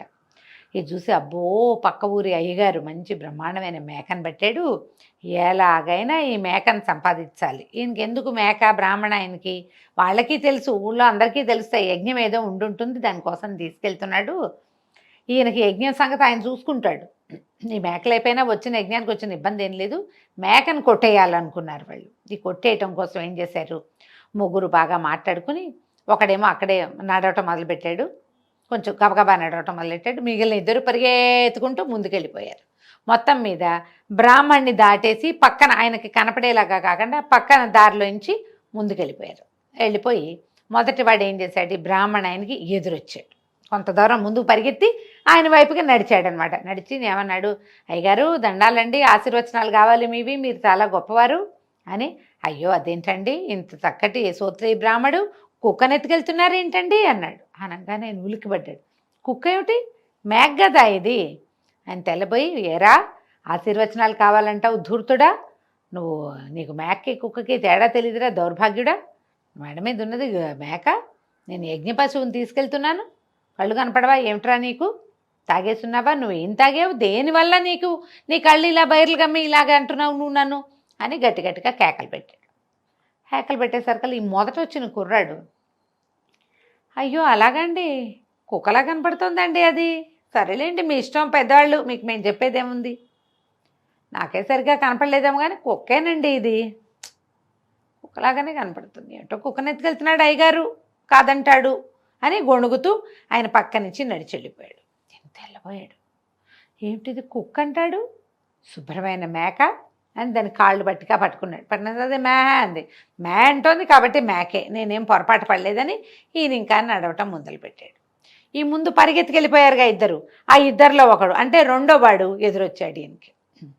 ఎదురొచ్చి, అయ్యగారు బాగున్నారా, ఏమిటి ఇటువైపు నుంచి వస్తున్నారు అని అడిగి, వాడు కూడా ఆయన అవతల ఆయన బాగున్నాను ఆయన అని మాట్లాడాక, అయ్యగారు మీరు ఇంత గొప్పవారు, ఎంత ముద్దయితే మాత్రం చచ్చిపోయిన దూడని ఎత్తుకున్నారేంటండి? దూడలు చచ్చిపోయాక కటికవాడికో కసాయివాడికో ఎవరికో చెప్పాలి, లేకపోతే ఆ ఊరు పెట్టివాడికి చెప్తే వాడు తీసుకెళ్ళి బయట పారేస్తాడండి. మీరు మెళ్ళ మీద ఎక్కించుకుని తీసుకెళ్తున్నారు ఎందుకండి అసహ్యంగా చచ్చిపోయిన దూడని అన్నాడు. అనేసరికి ఇంత తెల్లబడి, దూడ ఏమిటి, చచ్చిపోవటం ఏమిటి, మేకరా ఇది, నేను మేకని తీసుకెళ్తున్నాను. చచ్చిన దూడంటావు, నీకు కళ్ళు కనపడవా, మీరంతా మీ ఊరు వాళ్ళంతా ఏమన్నా తాగేస్తారా ఏమిట్రా, ఏ చెట్టును తొక్కొచ్చావు నువ్వు, నీ కళ్ళు కనిపించట్లేదు అన్నాడు. అనగానే కుర్రాడు అన్నాడు, అలాగండి మేకంటారా, నాకేంటండి ఇది చచ్చిన దూడలా కనపడుతోంది. అయ్యో చచ్చిన దూడ కాదంటారా, కానీ నాకు ఎందుకని చచ్చిన దూడలాగానే కనపడుతోంది అయ్యగారు. మీ ఇష్టం, మీ దూడ, చచ్చినా బతికినా దూడ మీది కాబట్టి నెత్తైనా ఎక్కించుకుంటారు, ఏమైనా చేస్తారు, మీ ఇష్టం లేండి అన్నాడు. ఈయన వాడిని దాటుకుని చిచ్చి వెధవలు అని వెళ్ళిపోతూ, ఏమిటిది మేక కదా, చచ్చిపోయిన దూడ అంటాడు ఏమిటని మళ్ళీ మేకని కాళ్ళు పట్టుకుని కదిపాడు. అది ఇంకోసారి మెహ అంది. మెహ అనగానే అయ్యే పర్వాలేదు మేకే, ఏం కాదనుకున్నాడు. ఇంకా ముందుకు నడిచాడు. ఇప్పుడు ముందుగా పరిగెత్తుకెళ్ళిపోయిన మూడో వాడు ఎదురొచ్చాడు. బ్రాహ్మణ ఆయన మిత్రశర్మ గారికి ఎదురొచ్చి, అయ్యా మహానుభావులు, ఎంతో గొప్పవారు, 10 మందికి చెప్పవలసిన వాళ్ళు, ఇప్పుడు ఇంటికి వెళ్ళి స్నానం చేస్తారా, చెరువులో స్నానం చేస్తారండి మీరు అన్నాడు. అనగానే ఈయన అన్నాడు, నేను స్నానం చేయటం ఏమిట్రా, పొద్దున్నే స్నానం చేసి మరి మాకు యాజ్ఞికమైన ఒక ఆయన ఉంటే అక్కడికి వెళ్ళి వాళ్ళ దగ్గర నుంచి మేకను తెచ్చుకుంటున్నాను, నేను ఎందుకు స్నానం చేస్తాను, నేను ఇంకా స్నానం చేయక్కర్లేదన్నాడు. అదేంటండి గాడిదని బెజాల మీద ఎక్కించుకుని స్నానం చేయరేంటండి, భలేవారు మీరు అన్నాడు మూడోవాడు. అనగానే ఆయన నిర్ఘాంతపోయాడు. గాడిదని ముట్టుకుంటే సచేల స్నానం చేయాలని ఒక నియమం ఉండేదట ఆ కాలంలో. గాడిదని ముట్టుకోకూడదు, ఎందుకంటే అప్పట్లో చాకళ్ళు అంటే రజకులు, వాషర్మ్యాన్ అనాలి కాబోలు, వాళ్ళు ఈ గాడిదల మీద అన్ని రకాల బట్టలు, మురికి బట్టలు వేసి తీసుకెళ్ళేవాళ్ళు. రకరకాల మైల బట్టలు మోస్తాయి కాబట్టి గాడిదని ముట్టుకోకూడదు. అందరి బట్టలు మోసుకెళ్తాయి కదా, రకరకాల మురికలు చేరుతాయి దాని మీద. దాన్ని ముట్టుకుంటే కనుక స్నానం చేయాలి, అది కూడా సచేల స్నానం, బట్టల మీదే పోసేసుకోవాలి. ఈయన నిర్ఘాంతపోయాడు. గాడిదేమిట్రా అన్నాడు. అదేనండి మీ భుజాల మీద ఉన్నది పిల్లగాడిది కాదుటండి అయ్యగారు అన్నాడు మూడోవాడు.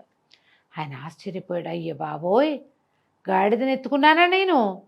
ఒక్కొక్కడు ఒక్కో రకంగా చెప్తున్నాడు, వీడు ఏకంగా గాడిదంటున్నాడు. చీచి, నేను కానీ అది ముట్టుకున్నానా ఏమిట్రా దేవుడా, ఇది పొరపాటున గాడిదేమోనని ఆ మెడల మీద ఉన్న మేకను అక్కడ బారేసి ఆయన పరిగెత్తుకుంటూ వెళ్ళిపోయాడు.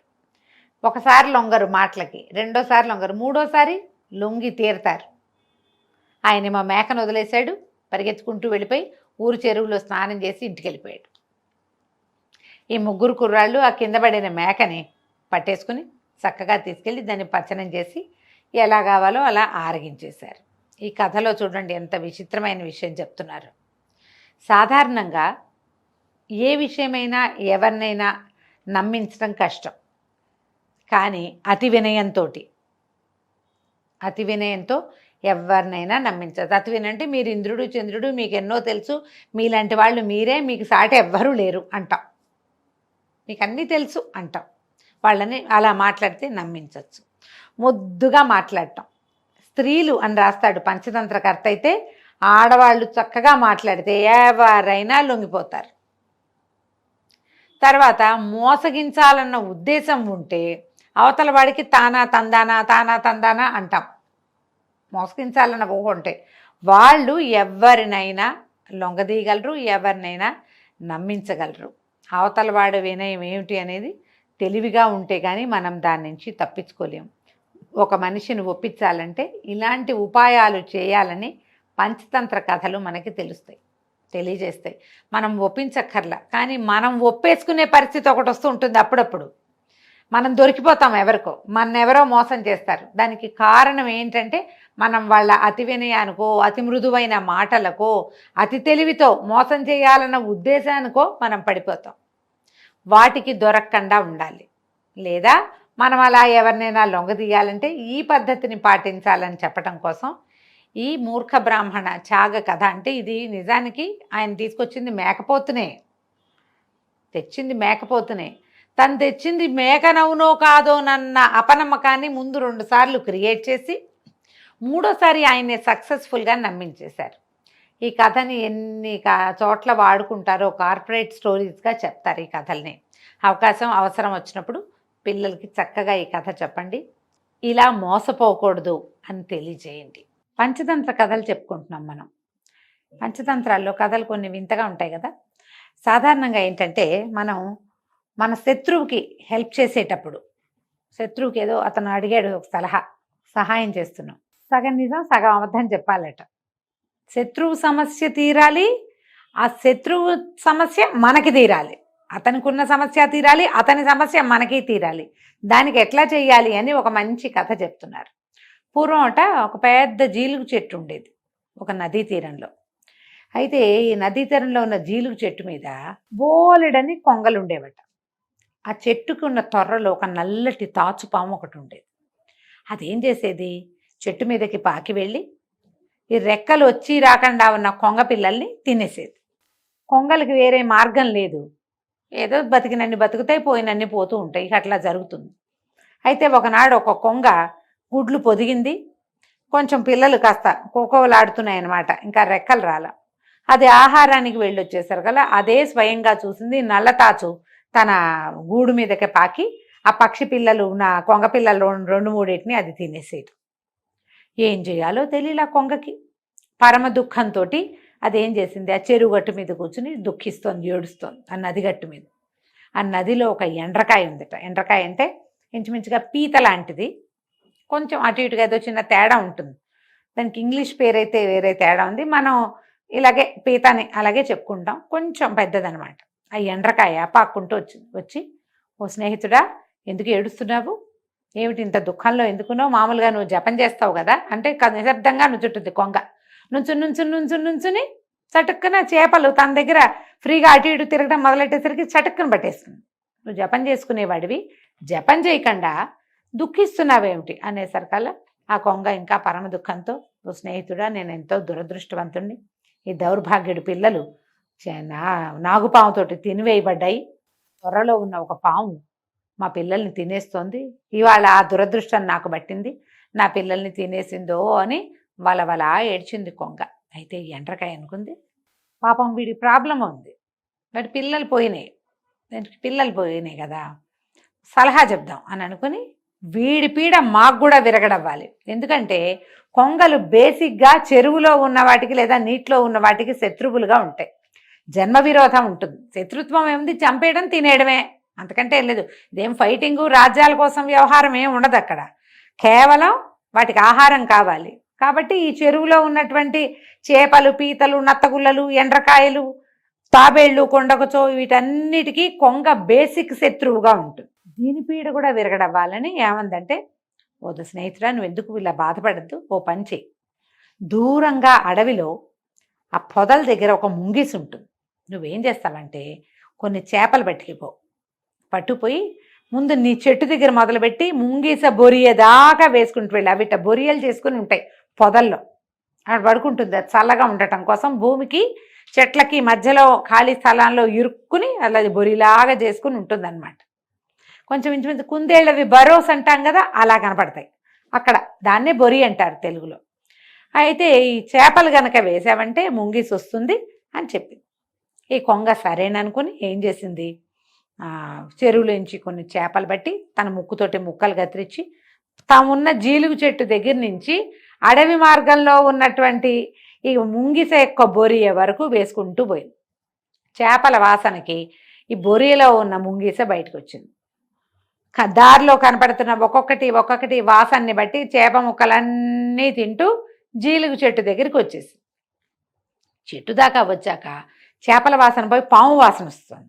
అది అటు ఇటు చూసి ఆ బొరిలో మూతి పెట్టి లోపల చక్క ముడుచుకుని పడగ వాల్చుకుని పడుకున్న పామును పట్టి తినేసింది. కొంగ సంతోషంతో రెక్కలల్లార్చింది. ఆహాహా, మా శత్రువు చచ్చిపోయాడు, అమ్మయ్యా దీని పీడ విరగడైపోయింది, ఎండ్రకాయ భలే ఐడియా చెప్పింది అనుకుంది. కాకపోతే దీనికి ఏమైందంటే ఇంకో పాయింట్, ఈ బొరియ దాకా వచ్చి పాముని తిన్న ముంగిస మళ్ళీ ఆహారం ఏమైనా దొరుకుతుందేమోనని మళ్ళా వచ్చింది. అక్కడికి వస్తే కింద ఈ మన చెట్టు తొర్రలో ఉన్న ఆహారం అయిపోయాక చెట్టు మీద ఉన్న కొంగలు కనబడ్డాయి. దానికి పాము అయితే కొంగ పిల్లల్నే తింటుంది, ముంగిస కొంగల్ని తింటుంది. అది చెట్టు మీదకి ఎక్కి ఒక్కోటి చొప్పున మొత్తం కొంగలన్నిటినీ వరుస పెట్టి తినేసింది. 2 రోజులకి 3 రోజులకి ఒక్కొక్కటి చొప్పున. ఆహారం దొరకనప్పుడల్లా ఇక్కడికి రావటం, ఆ కూర్చునున్న కొంగల్లో ఏదో ఒకదాన్ని పట్టుకుని తినేసేయటం. కొంగ ఎగిరిపోతుంది కదండి అంటారు, ఎగిరిపోయే పరిస్థితిలో ఎగిరిపోతుంది, తప్పించుకునేవి తప్పించుకుంటాయి, దొరికిపోయినవి దొరికిపోతాయి. అట్లా ముంగిస ఈ నది ఒడ్డున ఉన్నటువంటి చెట్టు మీద ఉన్న కొంగలన్నిటినీ ఖాళీ చేసేసింది. చాలా మటుకు తిన్నది. మిగిలిన కొంగలు ఓ నాయనో ఇక్కడే ఉంటే ఈ ముంగిస ప్రతిరోజు వస్తుందిరా దేవుడా అని అక్కడి నుంచి లేచకపోయినాయి, మొత్తం వెళ్ళిపోయినాయి అవతలకి. చెట్టు ఖాళీ. ఆ చెరువులో ఉన్న చేపలకు కానీ, ఎండ్రకాయలకు కానీ, పీతలకు కానీ, తాబేళ్లకు కానీ ఇంకా కొంగ భయం అన్నది లేకుండా పోయింది. కొంగలు వచ్చేవి కాదు, ఎందుకంటే ఇక్కడ ముంగిసి తిరుగుతుంది. కొంగలు కనపడితే అది మీద పడుతుంది. ఎందుకు వచ్చింది ప్రమాదం? ఏవి రావు అక్కడికి. హాయిగా ఊపిరి పీల్చుకునే చేపల మందారిని మనం పెరగచ్చని. ఇప్పుడు చూడండి, ఎండ్రకాయ ఐడియా ఏం చేసింది, ముందు కొంగకి సలహా చెప్పింది దాని సమస్య తీరటానికి. తన పిల్లల్ని తిన్న శత్రువుని సంహరించడానికి సలహా చెప్పి ప్లస్ అయ్యి వాళ్ళ కొంగకి, ఆ తర్వాత కొంగల సమస్య తమకి తీరిపోయేలాగా ప్లాన్ చేసింది. ఒకటే విషయం, దాంతో ఈ సమస్య కూడా తీరిపోయింది. తెలివిగా చేసింది కదా. ఇలాంటి ఐడియాతోటి మన శత్రువుని నిర్మూలించాలి. మనకిప్పుడు అలాంటి శత్రుత్వాలు అవి లేవు కదండి. ఏవో జనరల్గా ఓ ప్రాబ్లం తీరుతూ, ఎవరికైనా ప్రాబ్లం తీరుతూ, దాంతోపాటు మన ప్రాబ్లం కూడా సాల్వ్ అయ్యేలాగా స్వామి కార్యం స్వకార్యం రెండూ తీరేలాంటి ఐడియాస్ వేయండి. వాళ్ళ ప్రాబ్లం తీరడంతో పాటు మన ప్రాబ్లం కూడా, మనకి వీళ్ళ వల్ల ఉన్న ప్రాబ్లం కూడా తీరిపోవాలి. ఇలా ఆలోచించమని విష్ణు శర్మ గారు రాజకుమారులకి తెలియజేశారు. ఇలాంటి కథలు ఏమైనా చెప్తూ దీని మీద కనుక కొంచెం డిస్కస్ చేసి మనం విస్తారంగా కనుక పిల్లలకి చెప్పగలిగామంటే వాళ్ళ బ్రెయిన్లో కొత్త ఐడియాలు వస్తాయి, సమస్యలు తీరే రకంగా ఆలోచించగలుగుతారు. వాళ్ళని ఆలోచింపచేయటానికే ఇలాంటి కథలు చెప్పబడ్డాయి. కాబట్టి ఈ కథని మీరు సీప్ చేసుకోండి బాగా. ఇదే కథని పిల్లలకి చక్కగా అందించండి. పంచతంత్ర కథలు చెప్పుకుంటున్నాం కదా, అందులో ఉండే రకరకాల వింత గాథల్లో మనం చెప్పుకోబోయేది కూడా మరీ వింత గాథ, భలే తమాషాగా ఉంటుంది. పూర్వం వర్ధమానపురం అని ఒక నగరం ఉండేదట. ఈ నగరంలో దంతిలుడని ఒక వ్యాపారి ఉండేవాడు. ఈ దంతిలుడు ఏంటంటే చాలా పెద్ద వ్యాపార సామ్రాజ్యం. రాజుగారి బిల్డింగ్లోకి, భవనంలోకి, సొంత ఇంట్లోకి వెళ్ళినంత స్వతంత్రంగా తిరగగలిగేంత సంపద కలిగిన వాడు.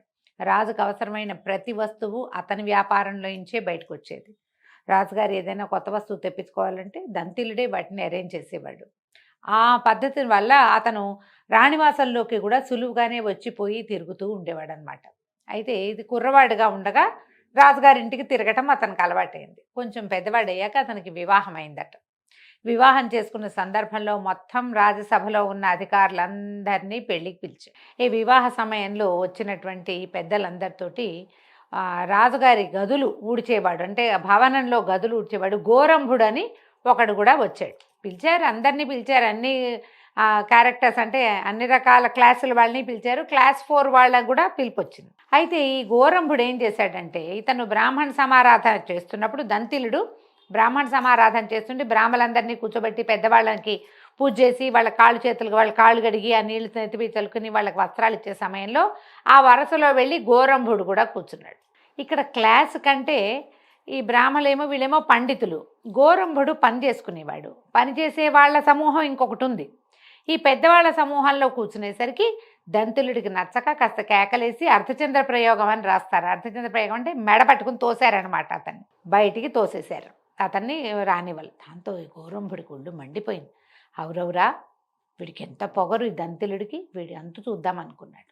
ఏం చేశాడట, ఒక 4-5 రోజులు గడిచాక ఒకనాటి తెల్లవారుజామున రాజుగారు అప్పుడే నిద్రలేస్తూ ఉంటే, ఆహా, ఈ దంతిలుడు ఎలాంటి వాడు, పట్టప్రాణిని కావలించుకుంటున్నాడు, ఆలింగనం చేసుకుంటున్నాడు అన్నాడు. అనగానే రాజుగారు నిర్ఘాంతపోయాడు. ఏమిట్రా గోరంభ, ఏమన్నావు, చెప్పు చెప్పు, మళ్ళీ చెప్పని అడిగాడు. అడిగేసరికి ఇతను అన్నాడు, బాబు, తెల్లవారుజామున నిద్ర వస్తుందని కళ్ళు తాగానండి, ఆ మత్తులో ఏం కలగన్నానో ఏం మాట్లాడానో నేనేమన్నానో నాకు గుర్తులేదండి అని చెప్పేశాడు.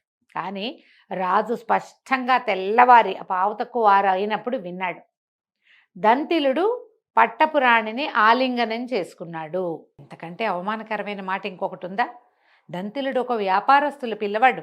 అతను రోజు వస్తాడు లోపలికి, నగరంలోకి వస్తాడు, రకరకాల సామాన్లు తీసుకొస్తాడు, ఇక్కడి నుంచి తీసుకెళ్తాడు, బాగుంది. ఇతను ఇంత ఫ్రీగా రానివ్వటంతో ఇతను పట్టప్రాణితో స్నేహం చేశాడేమో అన్న అనుమానం వచ్చేసింది రాజుగారికి. రావటం ఏమిటి, వెంటనే దంతిలుడిని లోపలికి రానివ్వద్దు అని ఒక ఆజ్ఞ చేసేసారు. అప్పటికప్పుడే జరిగిపోయింది.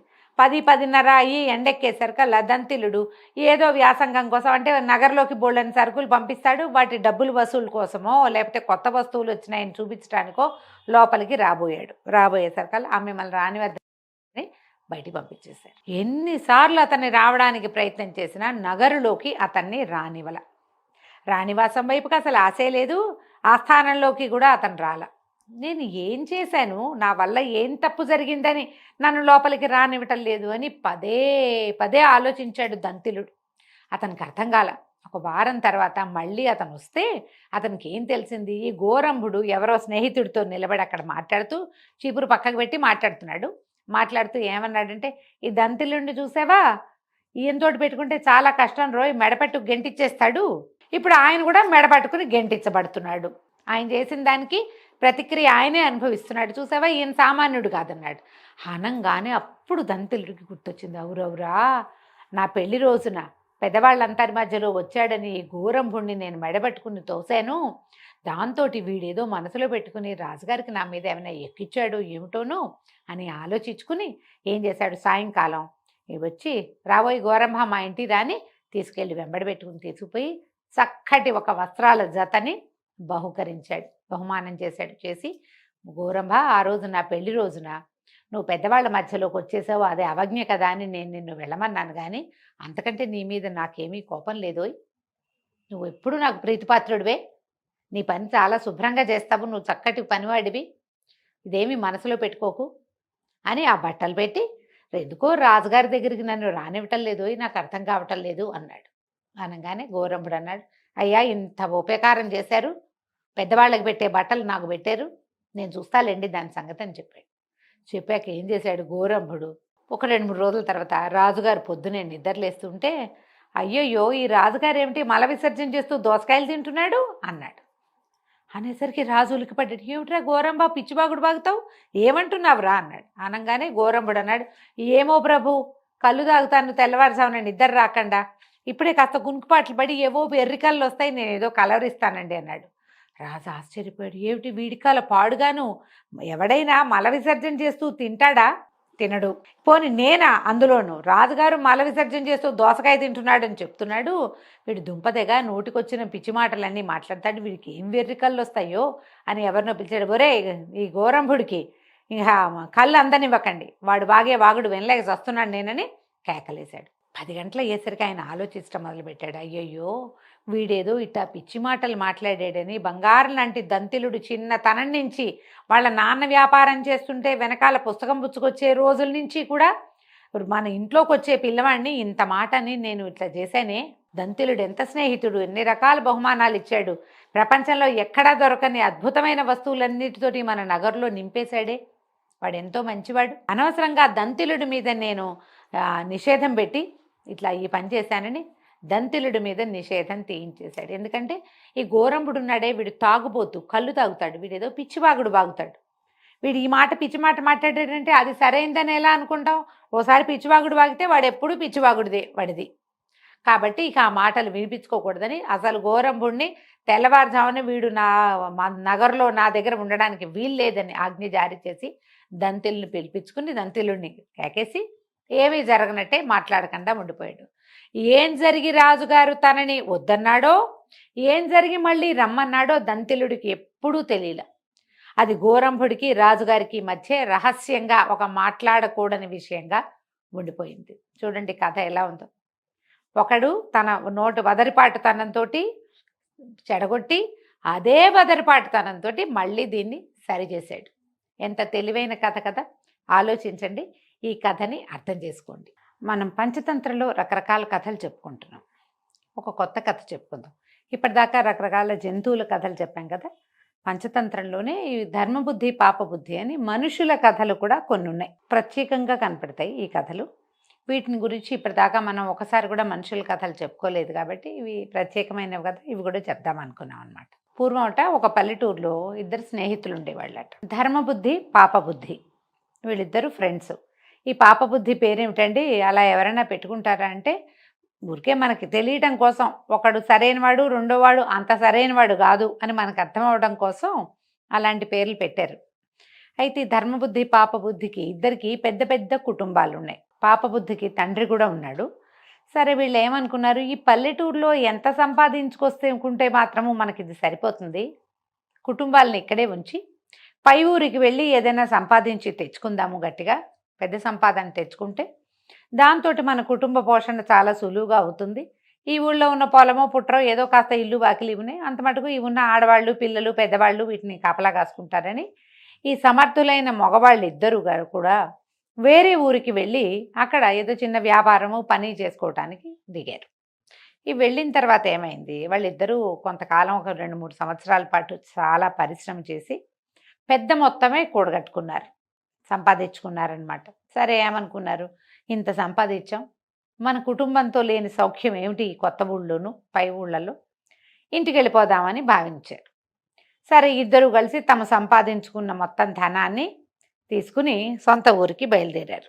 ఊరికి దగ్గరలోకి వస్తూ ఉండగా ఈ పాపబుద్ధి అన్నాడు, ఓ స్నేహితుడా, డబ్బు కనపడితే ఖర్చు అయిపోతుంది, మన ఇంటి దగ్గరే ఉంటే దొంగలకు కూడా దొరకచ్చు, ఇది ఓ పని చేద్దాము, ఈ డబ్బుని ఈ ఊరు మొదట్లో ఎక్కడైనా పాతిపెట్టి దాచిపెట్టుకుందాం, మనకు అవసరమైనప్పుడు ఇద్దరం కలిసి వచ్చి తీసుకుందాం, లేకపోతే ఇంటి దగ్గర కంటే ఇక్కడ సేఫ్గా ఉంటుంది డబ్బని పదే పదే అన్నాడు. అనేసరికి ధర్మబుద్ధి కూడా ఒప్పుకున్నాడు. అలాగేలే, ఇంటికి ఇంత డబ్బు పట్టుకెళ్ళామంటే మన వాళ్ళు అల్లాలు బెల్లాలు చేసేస్తారు, డబ్బు ఖర్చు అయిపోతుంది, మనకి అంత ఒళ్ళు తెలీదు చూడు, అలాగూ అవుతుంది, దొంగతనాలని ఇతరత్ర స్నేహితులు వాళ్ళు వీళ్ళు ఇంత డబ్బు సంపాదించారు మాకు అప్పు ఇవ్వండి అని అదని అంటారు, దాని బదులు మనం దాచిపెట్టడమే కరెక్ట్ అని ఒక జాగ్రత్తగా ఓ చోట గుర్తుపెట్టుకుని అక్కడ తవ్వి ఏం చేశారు, డబ్బుని అందులో పాతి పెట్టారు. అక్కడ ఒక పెద్ద జమ్మి చెట్టు ఉంది, ఆ జమ్మి చెట్టు మొదట్లోనే డబ్బుని పాతిపెట్టారు. పాతిపెట్టి ఇద్దరు ఇంటికి వచ్చేసారు. ఏదో కొంత తెచ్చుకున్నారు చేతితోటి. కొన్ని రోజులు కాలక్షేపం అయింది. అయ్యాక ఒక పూట పాపబుద్ధి చెప్పాడు వాళ్ళ నాన్నతోటి, నాన్న మేమిద్దరం చాలా సంపాదించుకొచ్చాం, మరి నువ్వు గనక నాకు సహాయం చేస్తే ఈ డబ్బు మనదే అయిపోతుంది, ఇలాంటి మాటలు చెప్పాడు. తండ్రి అలాగేనైనా అంతకంటేనా అన్నాడు. ఈ పాపబుద్ధి ఏం చేశాడు, ఒకనాడు ధర్మబుద్ధికి చెప్పకుండా వీళ్ళిద్దరూ ముందు 1-2 సార్లు కలిసి వెళ్ళి డబ్బులు తెచ్చుకున్నారు కొద్ది కొద్దిగా. ఈసారి ఏం చేశాడంటే పాపబుద్ధి ఇతనికి ధర్మబుద్ధికి చెప్పకుండా ఒక్కడే వెళ్ళి మొత్తం ఆ గుంటలో ఉన్న డబ్బంతా తెచ్చేసి గుంట పూడ్చి చేసి వచ్చేసాడు. 2-3 రోజుల తర్వాత మరి నాకు డబ్బులు అవసరం ఉన్నాయి, పదా వెళ్దామని ధర్మబుద్ధిని పిలిచాడు. ధర్మబుద్ధి కూడా అన్నాడు, నాకు డబ్బులు అయిపోయినాయి, మనం వెళ్ళి తెచ్చుకుంటే మంచిది, పద ఇద్దరం కలిసి వెళ్దామని ధర్మబుద్ధి పాపబుద్ధి ఇద్దరు నడుచుకుంటూ అడవిలోకి వెళ్ళారు. తమ పూర్వం పాతి పెట్టిన జమ్మి చెట్టు దగ్గరున్న గొయ్యి మీద ఏదో కర్ర పాతి పెట్టారు గుర్తుకి. అక్కడ తవ్వి చూస్తే అక్కడ ఒట్టి గొయ్యి ఉంది, డబ్బు లేదు.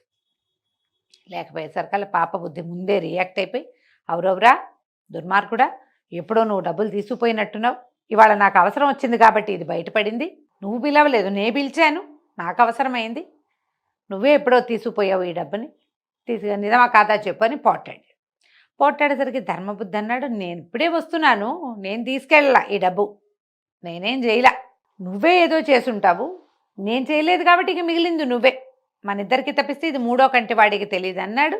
ఇద్దరు కలిసి హోరాహోరీ వాదించుకున్నారు. నువ్వంటే నువ్వు అనుకున్నారు. చాలా హైరాన్ పడ్డారు. పడ్డాక ధర్మబుద్ధి అన్నాడు, ఇది మనం న్యాయాధికారి దగ్గరికి వెళ్ళి తేల్చుకుందాము. 3 సంవత్సరాలు కష్టపడి సంపాదించిన సొమ్ము ఒట్టిగా ఎవడో ఒకడికి సొంతం అయిపోతాం ఎట్లాగా, అలా కుదరదు, పద న్యాయాధికారి దగ్గరికి వెళ్దామంటే పాప బుద్ధి కూడా అలాగేనన్నాడు. అన్నాక న్యాయాధికారి దగ్గరికి వెళ్ళారు. వెళ్తే న్యాయాధికారి అంతా విని, ఎవరైనా సాక్ష్యం ఉన్నారా, మీ ఇద్దరు డబ్బులు తెచ్చినట్టు కానీ అక్కడ పాతి పెట్టినట్టు కానీ లేదా ఎవరో ఒకళ్ళు తీసేసినట్టు కానీ సాక్షులు ఉన్నారా అంటే ధర్మబుద్ధి చెప్పాడు, సాక్షులు ఎవరు లేరండి, మేమిద్దరం ప్రైవేటుగా చేసిన పని ఇది, మా ఇద్దరిలో ఎవరో ఒకడే తీసి ఉండాలి, నేను తీయలేదు కాబట్టి ఇతను తీసి ఉండొచ్చు అంటే పాప బుద్ధి అన్నాడు, నేను తీయలేదండి, నాకు తెలీదు, కానీ సాక్షులు అంటే ఉన్నాయి, అక్కడ పెద్ద పెద్ద వృక్షాలు ఉన్నాయండి, వృక్షదేవతని సాక్ష్యం అడగచ్చు, నేను చాలా న్యాయబుద్ధి కలిగిన వాడిని, అంటే న్యాయస్థుణ్ణి నేను, వృక్షదేవతని అడిగి తెలుసుకోవచ్చు మనం అనేసరికల్లా న్యాయాధికారులు ఇద్దరట. వాళ్ళు కూడా సరేనన్నారు. రేపు ఉదయం వెళ్ళి మనం ఆ వృక్షదేవతని అడుగుదాం, న్యాయం అడుగుదాం, ఏమైనా సమాధానం చెప్తుందో చూద్దాము అనుకున్నారు. అనుకుంటే ఈ రాత్రి ఈ పాప బుద్ధి ఇంటికి వెళ్ళి వాళ్ళ నాన్నకి ఏం చెప్పాడంటే, నాన్న మేమిద్దరం కలిసి తెచ్చి సంపాదించిన డబ్బు మొత్తం మనదే అయిపోతుంది, నువ్వు గనక సహాయం చేస్తే అనేసరికి తండ్రి తప్పకుండా చేస్తాను అని చెప్పాడు. తండ్రులు అన్నవాళ్ళు ఏం చెప్పాలండి సాధారణంగా, ఒరే మీ ఇద్దరూ కష్టపడి సంపాదించిన సొమ్ము మీ ఇద్దరికీ చెందాలి, నీకొకడికే ఎలా చెందాలి, అది తప్పు కదా, ఈ పని చేయకూడదని తండ్రులు ఆపాలి. కానీ పాప బుద్ధి వాళ్ళ నాన్న ఆ పని చేయలే. కొడుకుని ఏ రకంగానూ కేకలేకుండా సరే ఏం చేయమంటావో చెప్పన్నాడు.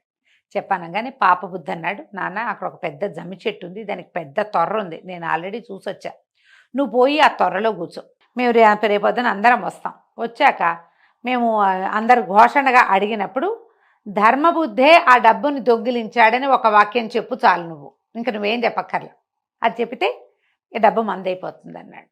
సరేనని చీకటి మాటున ఈ పాప బుద్ధి వాళ్ళ నాన్న వెళ్ళి ఆ జమ్మి చెట్టు తొర్రలో జొరబడి లోపలగా కూర్చున్నాడు. తొర్రలు చీకటిగా ఉంటాయి, లోపల వెలుగు ఉండదు కదా, బయట నుంచి చూస్తే అందులో ఏముందో కనపడదు మనకి, చేయి పెట్టి తడిమి అలా చేస్తేనే కనిపిస్తాయి.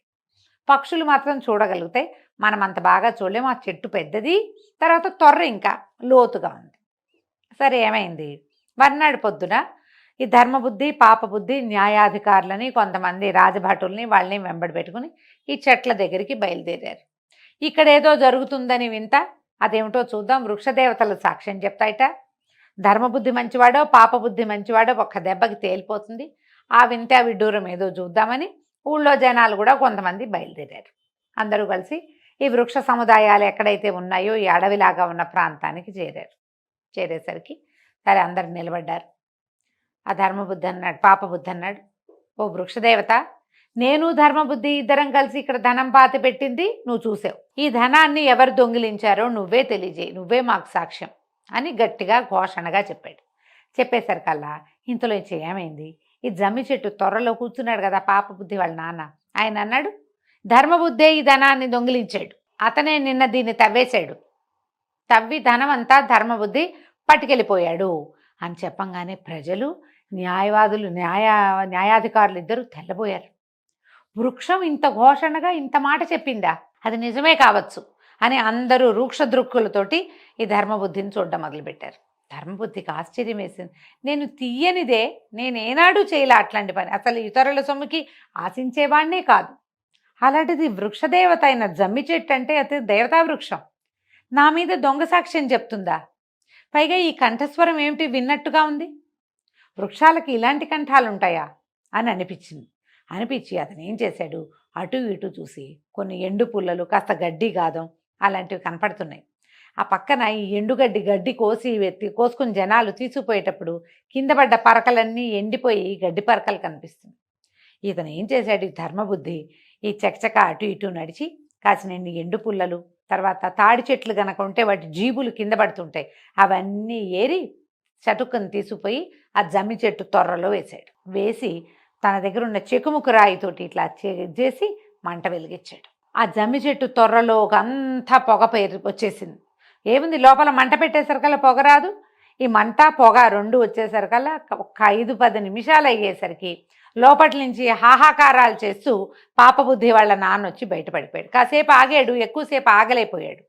ఇతనికి తెలిసింది ధర్మబుద్ధికి లోపలెవరో మనిషి దాక్కుని చెప్తున్నాడు ఈ మాట, అది పాపబుద్ధి తండ్రి కంఠస్వరంలాగా ఉందని గుర్తుపట్టి అతను ఈ ప్రయత్నం చేశాడు. లోపల నుంచి వచ్చి పడేసరికల్లా ఈ న్యాయాధికారులు ఊరి వాళ్ళు అంతా తెల్లబోయారు, పరిగెత్తుకుంటూ వెళ్ళారు. ఆయనకి మంచినీళ్ళు ఇద్దామనుకున్నారు, నీళ్లు మీద పోసి ఒంటి మీద ఉన్న అంటుకున్న నిప్పు ఆర్పుదామనుకున్నారు. కానీ వృద్ధుడు అవ్వటం వల్ల పాపం పెద్ద ప్రాణం ఆ పొగని తట్టుకోలేక అపిరితిప్పిరైపోయి ఊపిరి అందక, ధర్మబుద్ధి మంచివాడు, పాపబుద్ధే ఈ ధనాన్ని దొంగిలించి నన్ను సాక్ష్యం చెప్పడానికి త్వరలో కూర్చోబెట్టాడని చెప్పి ప్రాణం వదిలేశాడు. ఈ న్యాయాధికారులు రాజభట్లు అంతా పాపబుద్ధిని నానా విధాలుగాను నిందించారు. నువ్వు డబ్బు కాసిపడి నీ స్నేహితుడిని మోసం చేసి ఇంత పని చేసి అందరినీ మోసం చేయడానికి పూనుకుని చివరికి తండ్రిని పోగొట్టుకున్నావు, తండ్రి మరణానికి కారకుడు అయ్యావు నువ్వని అతన్ని ఎత్తి జమ్మి చెట్టుకేసి కట్టేశారు. తండ్రి మరణం చూసేసరికల్లా ఏం చేయాలో తెలియలా పాపబుద్ధి లొంగిపోయాడు. ఈ ప్రజలంతా అతన్ని చీకొట్టారు. న్యాయాధికారులు పాపబుద్ధికి ధర్మబుద్ధి తాలూకు మొత్తం ధనాన్ని ఇచ్చి అందులో నుంచి సగం డబ్బు పాపబుద్ధిది కదా, దానికి 2 ధర్మబుద్ధికి నువ్వు ఇవ్వాలి ఇంత పని చేసినందుకు. ఎందుకంటే ఈ కచేరీ ఖర్చులు ఇవన్నీ ఎవరు పడతారు వృధాగా, ఆ ఖర్చు అంతా నువ్వే ఇవ్వాలి అని చెప్పేసి తీర్పు చెప్పి ఆ తర్వాత వాళ్ళ కుటుంబాన్ని రప్పించి ఇతడి వల్లే ఈ వృద్ధుడి మరణం జరిగిందని అందరికీ చెప్పి తర్వాత అతన్ని వదిలిపెట్టారు. తండ్రికి ఆ మరణానంతర క్రియలు అవి జరుపుకున్నాడు. కానీ అతన్ని ఎవ్వరూ నమ్మకండా అయిపోయారు. ఆ ఊళ్ళో ఉండలేకపోయాడు అతను. ధర్మబుద్ధికి తను చెల్లించవలసిన మొత్తం సొమ్ము చెల్లించి ఆ ఊరికో దండం పెట్టి వేరే ఊరు వెళ్ళి జీవించవలసి వచ్చింది. ఇలా ఇతరుల సొమ్ముకి ఆశపడితే, నమ్మిన స్నేహితుల్ని మోసం చేస్తే చివరికి మరణము, ఎక్కడైనా దూరదేశంలో నివసించవలసి రావటము, పరువు తక్కువ, అమర్యాద జరుగుతాయని ఈ కథలో మనకి అర్థమయ్యేలాగా చెప్పారు విష్ణు శర్మ. పిల్లలకి కొంచెం క్లియర్గా అర్థమయ్యేలాగా చెప్పండి. వేరే వాళ్ళ వస్తువులు సంగ్రహించకూడదు, తీసుకోకూడదు, అడగకుండా ఇతరుల వస్తువులు వాడకూడదు, వాళ్ళ ఇంట్లో వస్తువులు ముట్టుకోకూడదు. ఇలాంటివి చెప్పేటప్పుడు ఈ కథని మనం ప్రత్యేకంగా చెప్పుకోవచ్చు. స్కూల్లో పెన్సిళ్ళు పెన్నులు అన్నీ తెచ్చేస్తుంటారు ఫ్రెండ్స్వి, ఏదైనా నచ్చితే ఉంచేసుకుంటారు ఇవ్వకుండా. అలాంటప్పుడు ఇది తప్పని చెప్పడానికి ఈ కథని చెప్పచ్చు. పంచతంత్ర కథలు చెప్పుకుంటున్నాం కదా, అందులో ఒక ప్రత్యేకమైన కథ చెప్పుకుందాం. పూర్వం ఒక అడవిలో వజ్రదంష్ట్రుడు అనే పేరున్న ఒక పెద్ద సింహం ఉండేదట. దానికి 2 ఫ్రెండ్స్ సేవకులుగా ఉండేవాళ్ళు. క్రవ్యముఖుడు అనే ఒక తోడేలు, చతురకుడు అనే ఒక నక్క కూడా ఈ రాజుగా ఉన్న వజ్రదంష్ట్రుడిని ఆశ్రయించుకుని అతను ఏదైనా వేటాడితే అతను మిగిల్చిన ఆహారాన్ని తింటూ అతనికి సలహా సంప్రదింపులు చేస్తూ తోడుగా కంపెనీ ఇస్తూ ఉండేవాట. అయితే ఏమైంది, ఒకసారట ఒక ఒంటెల గుంపు ఆ అడవి దారిన వెళ్తూ వాట్లల్లో ఒక కడుపుతో గర్భవతిగా ఉన్న ఆ ఆడవుంటే దానికి నొప్పులొచ్చి సమూహంతో పాటు వెళ్ళలా, ఉండిపోయింది. అడవిలోనే ఉంది, నిదానంగా నడిచి వెళ్తూ ఉంటే ఇది ఆహారంగా పనికొస్తుందని భావించినటువంటి క్రవ్యముఖుడు, చతురకుడు 2 కలిసి వజ్రదంష్ట్రుడిని ప్రేరేపించిన ఒక ఒంట వచ్చింది. దాన్ని కొడితే బ్రహ్మాండమైన ఆహారం, వంట మాంసం రుచిగా ఉంటుందనేసరికి ఈ వజ్రదంష్ట్రుడు అనే సింహము ఎక్కువ వేటాడే పరిశ్రమ లేకుండా సులువుగా దొరుకుతుందని ఆ ఆడవంటని కొట్టిందట. కొట్టేసరికల్లా ఏమైంది, దాని పొట్ట చీలిస్తే అప్పుడే కనడానికి సిద్ధంగా ఉంది కదా, అందులో ఉన్న ఒక ఒంటె కూనని చూసి సింహం ఆశ్చర్యపోయింది. ఒంటె పిల్ల ఉంది, పొజ్జలో ఉంది, ఇంకా కాసేపట్లో బయటకు వస్తుంది. అది దాని ఒరిజినల్ మార్గంలో రాకుండా ఈ సింహము, తోడేలు, నక్క పొట్ట చీల్చటంతో బయటకు వచ్చేసింది అనమాట. ఆశ్చర్యపోయిందట సింహం. ఈ ఆడ ఒంటె తాలూకు మాంసాన్ని తినేసి ఆ బయటపడిన కూనని మాత్రం చాలా ముద్దు చేసింది సింహం. ఆ పసిగుడ్డును చూసేసరికి సింహానికి నచ్చిందనమాట, వజ్రదంష్ట్రుడికి నచ్చి, ఓరి నీకేం భయం లేదు, నువ్వు మాతో ఉండు, నా దగ్గరే ఉండని ఆ ఒంటె పిల్లని తమతోటి ఉంచుకుంది. ఆ చిన్న ఒంటెకి చెవులు ముద్దుగా ఉన్నాయి, శంఖాల్లాంటి చెవులున్నాయని శంఖుకర్ణుడు అనే పేరు కూడా పెట్టి తనతో పాటే ఉంచుకుంది. ఆ శంఖుకర్ణుడు ఈ వజ్రదంష్ట్రుడు ఎక్కడికి వెళ్తే అక్కడికి వెనకాల పడి తిరుగుతూ వాళ్ళతో పాటే ఉండేది. క్రమంగా యవనావస్థకి వయసు పెరిగింది, అది పెద్దదైంది. ఒక 3, 4, 6 నెలలు గడిచేసరికి ఇంతున్న పిల్ల పెద్దదవదా, అలాగే అయ్యింది. సరే, 3 కలిసి తిరుగుతూ ఉండేవాళ్ళు. ఈ తోడేలుకి, నక్కకి ఒంటె మాంసం మీద రుచి ఉన్నప్పటికీ రాజుకి పరమ ప్రీతి అవడం వల్ల ఈ శంఖుకర్ణుని అవి ఏమీ చేసేవి కాదు. అది కూడా ఆ గడ్డి తింటూ, ఆ చెరువుల్లో నీళ్లు తాగుతూ, వాళ్ళ ముగ్గురు మాంసాహారం తింటుంటే తను శాకాహారం తింటూ వాళ్ళ వెనకాల పడి తిరుగుతూ ఉండేది. కొన్నాళ్ళు అయ్యాక ఏమైంది, ఆ అడవిలో ఒక మదోత్కటం అనే ఒక పెద్ద ఏనుగు ఉందట, ఒక గుంపుకి రాజు. ఆ ఏనుగుకి ఈ వజ్రదంష్ట్రుడనే సింహానికి రెండిటికి ఫైట్ యుద్ధం జరిగేసరికి ఆ ఏనుగు దాని పెద్ద పెద్ద దంతాలట వజ్రాల్లాగా ఉన్నాయట, అంటే వజ్రాయుధంలాగా ఉన్నాయి. వాటితోటి సింహాన్ని పిచ్చి పిచ్చిగా కుమ్మేసింది. అది సింహానికి దెబ్బలు తగిలేసినాయి, దానికి ఓపిక లేదు. బతుకు జీవుడా అని పారిపోయి వచ్చేసింది. పారిపోయేసరికల్లా ఒక 3-4 రోజుల పాటు ఒళ్ళంతా నొప్పులుగా ఉన్నాయి. అది ఆహార స్వీకారం చేయలేదు, దానికి ఓపిక లేదు. ఓపిక లేకపోతే మరి అది ఆహారం అది కొడితేనే ఈ 2 జంతువులు తింటాయి, తోడేలు నక్క. ఈ తోడేలు నక్క ఏమనుకున్నాయి, ఎలాగైనా రాజుని ఈ కుర్రాన్ని శంకుకర్ణిని కొట్టేలాగా చేయాలనుకుని కాసేపు డిస్కస్ చేసి ఏం చెప్పినాయి, అలా కాదండి, వాళ్ళంతటా వాళ్ళు ఒప్పుకుంటే ఎవరినైనా మనం ఆహారంగా తీసుకోవచ్చు, మీరు వేటాడే చేయక్కర్లేదు, శంకుకర్ణుడికి మేము అర్థమయ్యేలాగా చెప్తామని ఆ శంకుకర్ణుడికి ఏమన్నారు, ఒరే నువ్వు భలే తెలివైన వాడివి, నీకు చూడు నీ దగ్గర ఒకటి తీసుకుని నీకు 2 ఇచ్చారనుకో వడ్డీగా, ఎంత లాభం అంటే లాభం అన్నాడు శంకుకర్ణుడు.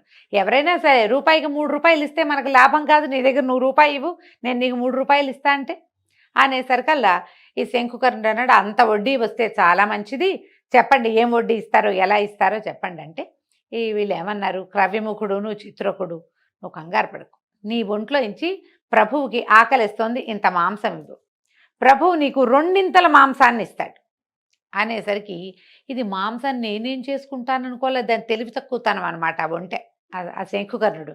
అదేమంది, తప్పకుండా నాకేం అభ్యంతరం లేదు, 1కి 2 లభించటం మంచిది, మన ప్రభువు చాలా గొప్పవాడు, కానీ ఈ వ్యవహారంలో ధర్మదేవతని మధ్యలో పెట్టండి మరి అంటే సరే ధర్మదేవతని సాక్ష్యంగా పెట్టుకుని నీ దగ్గర 1 వంతు మాంసం తీసుకుని నీకు 3 మాంసం ఇచ్చేటట్టుగా మేము రాజును ఒప్పిస్తామని చెప్పిన తర్వాత రాజు దగ్గరికి తీసుకుపోయి మీకు బాగా దెబ్బలు తగిలినాయి, మీకేమో ఓపిక లేదు, శంకుకర్ణుడు మీకు ఓపిక కోసం మీకు ఆకలి తీరటం కోసం తన మాంసం ఇస్తానన్నాడండి, అతను ఇచ్చిన మాంసానికి 2 అంటే మొత్తం 300 మాంసాన్ని మీరు ఇవ్వాలి, మళ్ళీ దీనికి ధర్మదేవతని మేము సాక్ష్యంగా పెడుతున్నాము, మీ ఉద్దేశం ఏమిటండి అని అడిగారు.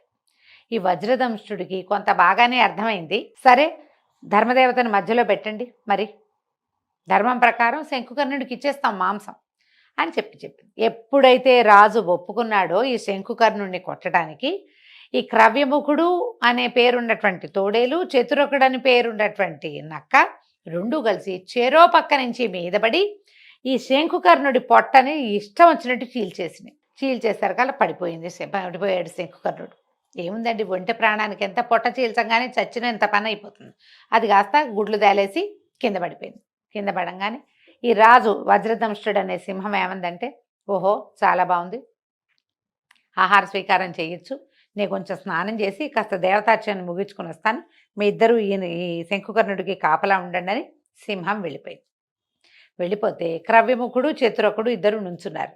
ఈ చతురకుడు కనిపించింది, ఈ ఐడియా నాది, ఈ శంకుకర్ణుని పడగొట్టచ్చు అనే ఐడియా నేను ప్లాన్ చేసి నేను క్రవ్యముఖుడికి చెప్పి మేమిద్దరం కలిసి రాజుగారి దగ్గర వర్కౌట్ చేస్తే ఇప్పుడు రాజు మొదటి తిని మేము తర్వాత తింటే ఎట్లా, ఒకటి, రెండోది 3 భాగాలు ఎందుకు అవ్వాలి, ఇది 2వ పార్ట్, ఇది 3 పార్ట్స్ అయిపోతుంది. ఒకటి చూడండి సింహం తినేస్తుంది, లయన్ షేర్ అంటాం, సింహాన్ని ఏమంటాం మనం, సింహభాగం అని చెప్పుకుంటాం తెలుగులో, ఇంగ్లీష్లో లయన్ షేర్ అంటారు, అంటే బిగ్గెస్ట్ షేరు లయన్ది, సింహాన్ని 2 భాగాలు మిగులుతాయి, అందులోంచి మళ్ళీ దీనికి భాగం ఇవ్వాలి, ఎలాగైనా ఇది మొత్తం మనమే తినాలని చతురకుడు ఆలోచించి ఏమంది, ఓ క్రవ్యముఖుడా నీకు అసలు ఆకలిస్తున్నట్టుంది, నీకు అసలే ఆకలికి ఆగలేని ప్రాణం, ఏదైనా కొంచెం తినేసి రాజుగారికి నేను ఏదైనా చెప్తాను అని చెప్పేసరికల్లా క్రవ్యముఖుడు అనుకున్నాడు, ఓహో రాజు వేరు, మేమిద్దరం క్లోజ్ ఫ్రెండ్స్, ఈ చతురకుడు నన్ను కవర్ చేస్తాడనుకుని గబగబా ఆ ఒంటె శరీరంలో మొహం తుడిచి గుండెకాయ పార్టు తినేసి, ఈ లోపల సింహం ఏమైంది,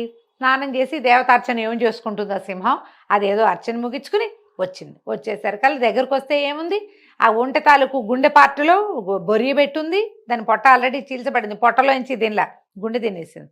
పిచ్చి కోపం వచ్చేసింది ఈ సింహం పెద్దగా గర్జించింది, ఎవడ్రా దుర్మార్గుడు, ఇది ఒంటె శరీరంలో శంకుకర్ణుడి యొక్క గుండెని తిన్నవాళ్ళు ఎవరు, వాళ్ళు అంతు చూస్తాను నేను అనగానే క్రవ్యముఖుడికి ఉలుక్కుపడ్డాడు, భయం వేసింది, గబగబా చతురకుడి వైపు చూశాడు, ఏదో కవర్ చేస్తానన్నాడు కదా, అందుకని చూశాడు. చూసేసరికల్లా చతురకుడు, ఏమిటో నీ పాటికి నువ్వు తినేసి నా వైపు చూస్తావు, నువ్వు చేసిన వెధవ పనికి ఫలితం నువ్వే అనుభవించాలి, చెప్పు రాజుకి ఏం సమాధానం చెప్తావు అన్నది. ఆనంగానే క్రవిముఖుడు హడిలిపోయాడు. అయ్యో బాబోయ్, ఇక్కడే నుంచున్నావంటే ఈ వెధవ కవర్ చేసేది ఎలాగూ లేదు, దుర్మార్గుడు. రాజుగారు కనుక మీద పడ్డాడంటే ఒక్క వేడుకు చంపేస్తాడు, ఒకటే దెబ్బ. పంజాబెట్టి కొడితే సింహం కొడితే తోడే లాగదు. బెదిరిపోయి క్రవ్యముఖుడు అక్కడి నుంచి పరిగెత్తేశాడు. ఇంతలో ఈ చేతురొకటి తెలివితేటలకి దేవుడు కూడా తోడయ్యాడనమాట. దూరం నుంచి ఒక గంట చప్పుడు వినిపించడం మొదలెట్టింది. రాజు సింహము ఈ ఒంటె మీద ముఖం పెట్టింది కూడా మొహం వెనక్కి తీసుకుని, ఒరే నాయనా, ఏమిటో శబ్దం అవుతోంది, ఆ విచిత్రమైన శబ్దం ఏంటో చూసిరా, దానికి ఏమైనా ప్రతిక్రియ చేయగలమేమో చూద్దాం అంటే ఈ నక్క ఈ చతురొకడు ఏం చేసింది, ఇక్కడి నుంచి వెళ్ళి పైకి గట్టు మీదకి ఎక్కి చూసేసరికల్లా దూరంగా ఒక ఒంటెల బిడారు నడిచొస్తోంది. వాళ్ళు ఏం చేశారంటే మొదట ఉన్న ఒంటెకి మెళ్ళలో ఒక గంట కట్టారు. ఆ బిడారు తలుగు మొదటి వెంటకి దాని టింగ్ టింగ్ శబ్దం వల్ల వాళ్ళు ఎక్కడున్నారో వాళ్ళ ఫ్రెండ్స్కి లేదా తర్వాత బిడారు వాళ్ళకి తెలుస్తుంది, వాళ్ళ ప్లాన్ అది. కానీ నక్కకి చూడండి, తెలివిగల వాళ్ళకి ఇంత దొరికితే చాలు, దాన్ని పెంచేస్తాయి. అదేం చేసింది, చకచక పరిగెత్తుకొచ్చి, ప్రభు ఇంకేముందండి, కొంప మునిగింది, మీరేమో ఒంటెను గుట్టిచ్చేశారు మాతోటి. యమధర్మరాజుకి విపరీతంగా కోపం వచ్చింది, వాహనమైనటువంటి ఒక పెద్ద ఒంటెని పంపించాడు, అది గంటలు కొట్టుకుంటూ వచ్చేస్తోంది మీకోసం. మీరు ఒంటెని కొట్టారు కాబట్టి ఒంటెని మీ మీదకి పంపించాడు యమధర్మరాజు, మీ ఇష్టం అండి అన్నాడు. అనగానే భయం వేసింది సింహానికి. అయ్య బాబోయ్, ఈ ఒంటెని చిన్నప్పటి నుంచి పెంచి దీన్ని కొట్టేశానని, దానికి చావు ముంచుకు రాకముందే నేనే చంపేశానని యముడికి కోపం వచ్చింది. ఇప్పుడు ఈ గంట మోగించు ఆ శబ్దం వస్తోంది, వాడు వచ్చి మీద పడతాడో ఏమిటో అని చెప్పి ఒక్క దౌడు తీసింది అక్కడి నుంచి. సింహం కూడా పరిగెత్తగానే, ఒంటెలు ఏం చేస్తాయి, ఒంటెలు ఏమీ చేయలేవు, వాటి దారిని పోతాయి కూడా. ఈ నక్క ఈ ఒంటె శరీరం దగ్గర కూర్చుని, ఈమె శంఖుకర్ణుడి దగ్గర కూర్చుని చక్కగా ఫ్రెష్ మాంసాన్ని శుభ్రంగా ఆరగించి తర్వాత దాన్ని ఈడ్చుకుపోయి ఒక పొదల మాటను దాచిపెట్టుకుంది. తెలివితేటలతోటి ఇతరులకి ఆహారంగా ఉండవలసింది లేదా ఇతరుల వల్ల పంచుకోవలసింది అయినటువంటి ఆహారాన్ని తనొక్కటే తినే ప్లాన్ చేసుకుంది. తెలివిగా ఇలా చేయాలి, మాంసం తింటామని కాదు కథ. ఏదైనా సరే ప్రతిసారి ఒక స్పాంటేనిటీ ఉండాలి. మనది విజయం అవ్వాలంటే మనకి ఎంత స్పాంటేనియస్గా ఆలోచనలు వస్తాయి, ఎంత బాగా వాటిని ఇంప్లిమెంట్ చేస్తాము అనేదే చాలా ముఖ్యమైనది.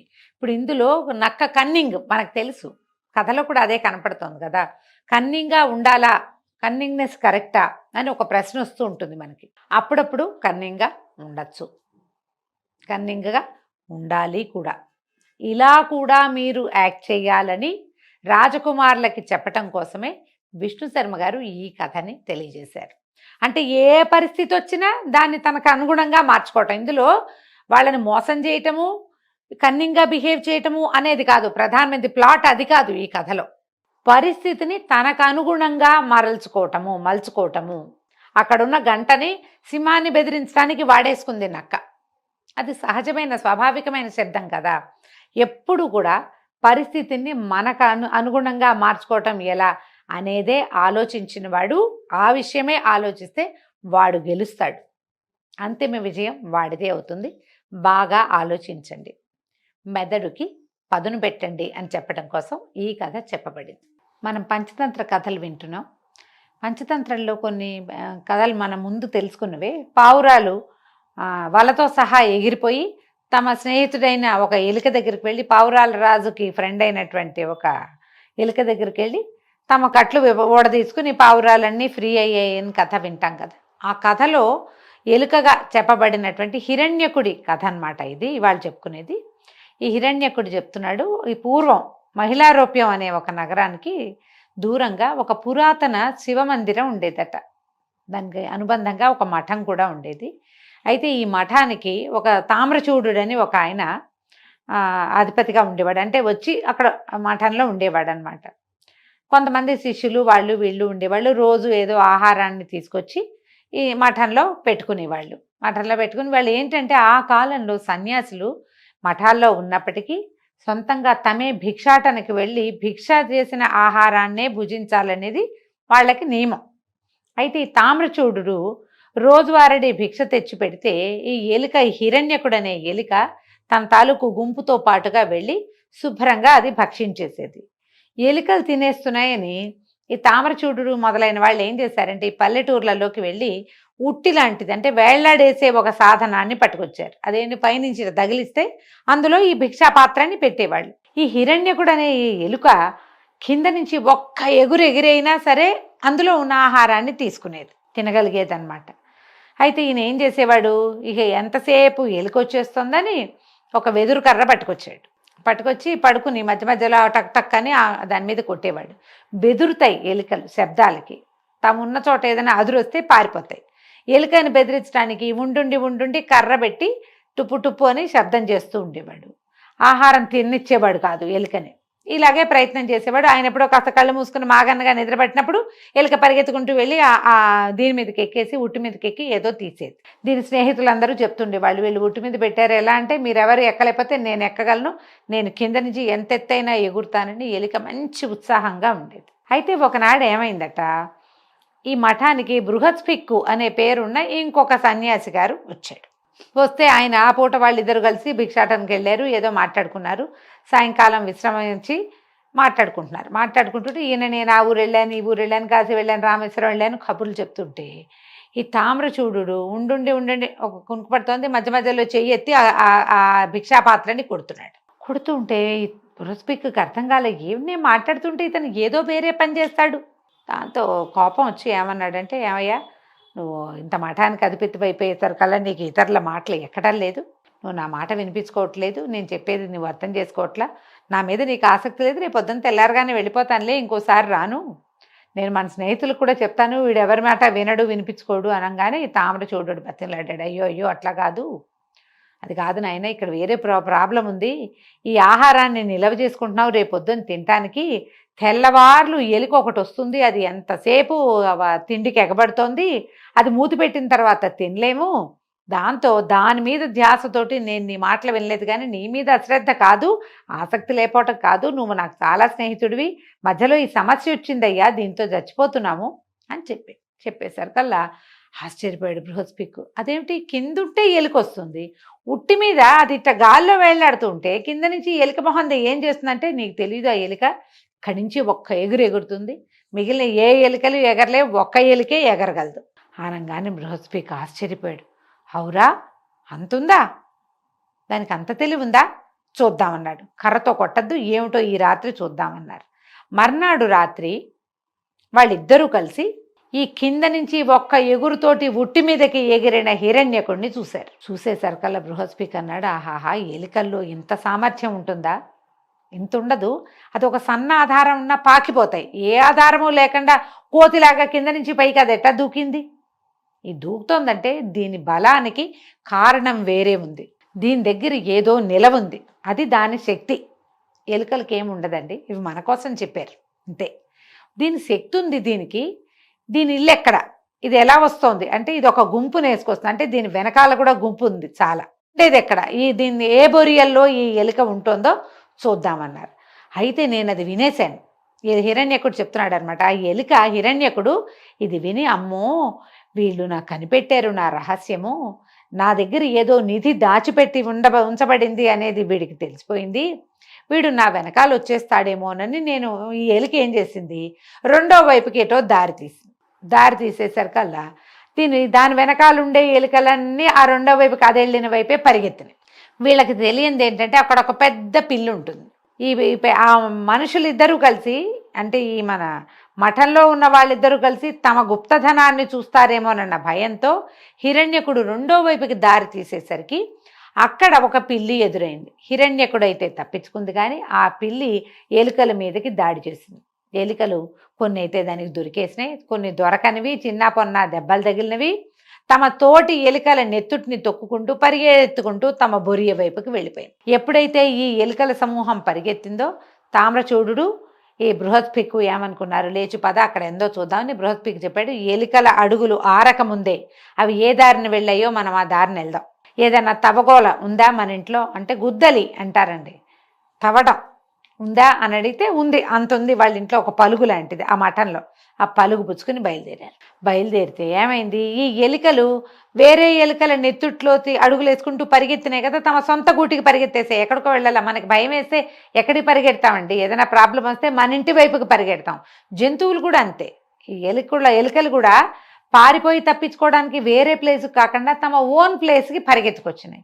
ఎప్పుడైతే అవి వచ్చేసినాయో వాటి కాలి గుర్తులు చూసి, నెత్తుటి మరకలు చూసి, ఎలుకల కాళ్ళ గుర్తుల్ని గుర్తుపట్టి ఈ బృహస్పిక్కు తర్వాత ఏమో ఇతను తామ్రచూడు ఇద్దరు కలిసి అక్కడికి వెళ్ళారు. తీరా వెళ్తే ఆ బొరియ దగ్గర ఒక చిన్న గొయ్యిలాగా ఉంది, ఒక నాపరాయి ఉండి ఆ కింద గొయ్యి ఉండేసరికల్లా అతను అదంతా తవ్వేస్తే ఆ కింద చూస్తే బోలెడంత బంగారము తర్వాత ధాన్యము కనపడ్డాయి. దాని మీద పడుకుంటుంది ఆ ఎలిక, ఈ హిరణ్యకుడు అనేది. ఎప్పుడైతే తన దగ్గర చాలా ఉన్నది అనేది అర్థమవుతుందో అప్పుడు వ్యక్తులకి ధైర్యం వస్తుంది. ధనమూలం ఇదని జగత్ అన్నారు కదా, జంతువులు కూడా అంతేనని ఈ కథలో చెప్తున్నారు. జంతువు సంగతి పక్కకు పెడితే ఇది ఇక్కడ పాయింట్ ఏంటంటే, ఎవడి దగ్గర సంపద తన వెనకాల దన్ను ఉందని ఉంటుందో వాళ్ళు అమిత పొగరుగా ప్రవర్తిస్తారు. తాము ఎక్కలేని అందని దూరాలకి కూడా ఎగరటం స్టార్ట్ చేస్తారు. ఈ ఎలుక అలాగే కింద నుంచి పైన వేళ్లాడుతున్న ఉట్టి మీదకి ఎగిరేది. అది సక్సెస్ అయ్యేది కూడా. ధనం తాలూకు బలం అలాంటిదన్నమాట. ఈ బృహస్పిక్కు తామ్రచూడు మొత్తం తవ్వేసి అదంతా పట్టుకొచ్చేసారు. ఆ ధనాన్ని ఒక పెట్టెలో పెట్టుకున్నారు. ఈ ఎలుక తప్పించుకుంది. హిరణ్యకుడు దాని ఫ్యామిలీలో కొంతమంది ఆల్రెడీ వేళ్ళు ఊడిపోయి కాళ్ళు ఊడిపోయి పిల్లి తాలూకు దెబ్బలు తగిలి బాధాకరంగా మూలుగుతున్న వాళ్ళు బోళ్ళంతమంది ఉన్నారు. అందరికీ చెప్పింది, మన ఆ ధనం అంతా పోగొట్టుకున్నాము, మన శక్తి అంతా పోయింది, వాడు తీసుకుపోయాడు, ఆ దుర్మార్గుడు మానవుడు అని చెప్పేసరికల్లా అందరూ వాడిని ఎంకరేజ్ చేశారు హిరణ్యకుడిని. ఎందుకు భయపడతావు, ఇది వరకు నువ్వు ఎంత దూరంలో దూకేవాడివి, ఎంత పెద్దదానికైనా బొరిగి పెట్టేవాడివి, ఇప్పుడు కూడా నువ్వు అట్లాగే పెట్టగలుగుతావు, నువ్వు బ్రహ్మాండం, నువ్వు సూపర్, నువ్వు తోపని ఎంకరేజ్ చేసేసరికల్లా ఈ హిరణ్యకుడు అనే ఎలుక ఏం చేసింది, మర్నాటి రాత్రి తన తాలూకు ధనాన్ని ఒక పెట్టెలో పెట్టి ఆ పెట్టెని నెత్తి కింద పెట్టుకున్న ఈ తామ్రచూడు బృహస్పిక్కు ఉన్నటువంటి ఆ మఠానికి మళ్ళీ వెళ్ళింది. ఈసారి ఏం చేసింది, వాళ్ళు నెత్తి కింద పెట్టుకున్న ఆ పెట్టెకి బొరి పెట్టి తన ధనాన్ని లాక్కుందామనుకుంది. అది బొరి పెట్టేసరికల్లాని ఆయన లేచేశాడు. పళ్ళతో కొరికేసరికి లేచి గట్టిగా కొట్టేశాడు ఈ హిరణ్యకుడిని. మామూలుగా చావు దెబ్బ తగిలింది. ఎలుకలు మామూలుగా కర్రబెట్టి కొడితే చచ్చిపోతాయి. కాకపోతే దీనికి తోక తెగినంత పని అయ్యి, మెడ విరిగినంత పని అయ్యి, ఎలాగోలాగా వచ్చి తన గుంటలో గోతులో పడింది. అప్పుడు తెలుసుకుంది ఏంటంటే, ధనం ఉన్ననాడు నాకున్న ధైర్యం కానీ బలం కానీ సాహసం కానీ ధనం లేనప్పుడు లేవు. నేను ఇంతకంటే పెద్ద పెద్ద పెట్టెలకు కూడా బొరియలు పెట్టగలిగేదాన్ని, ఇప్పుడు పెట్టలేకపోయా, ఎందుకంటే నా దగ్గర ధనం లేదు. నా ధనాన్ని ఇంకొకటి అపహరించేశాడు, నేను వీక్ అయిపోయా. డబ్బులు లేవు అనగానే వీక్ అయిపోతాం అని, అందుకని నా ఓపిక అంతా పోయింది, ఇంకా నేను అక్కడ ఉండటం మానేశాను, వచ్చి ఇక్కడ కొండ మీద ఉంటున్నానని ఆ తనకి స్నేహితుడైన కపోతరాజుకి ఈ కథని హిరణ్యకుడు అనేటువంటి ఎలుక చెప్పిందట. ఇది చూడండి కథ ఎంత వింతగా ఉందో. మనుషులకి సంబంధించిన కథగానే దీన్ని మనం చెప్పుకోవాలి. ఎవరైనా సరే డబ్బు నీ వెనకాల దన్ను మనుషులు కానీ గుంపు కానీ ఉంటేనే మనం బలంగా ఉంటాం. ఒంటరి వ్యక్తులు కానీ నిర్ధనులు ధనం లేని వాళ్ళు కానీ బలంగా ఉండలేరు. వాళ్ళు దేన్ని ఎదుర్కోలేరు, సులువుగా ఓటమిని పొందుతారు, పరాజయం పాలవుతారు, ఓటమిని ఒప్పుకుంటారు కూడా. కానీ ఎవరి దగ్గర అయితే డబ్బు ఉంటుందో, బలం ఉంటుందో, వెనకాల మనుషులు ఉంటారో, దన్ను ఉంటుందో వాడు ఓడడు, ఓటమిని ఒప్పుకోడు, దేనికైనా ప్రయత్నం చేస్తాడు. ధనమూలం ఇదని జగత్తు. కాబట్టి మనిషి అన్న ప్రతివాడు సంపాదన పరుడుగా ఉండాలి. తన శక్తికి మించిన ధనాన్ని ప్రతివాడు నిల్వ చేసుకోవాలి.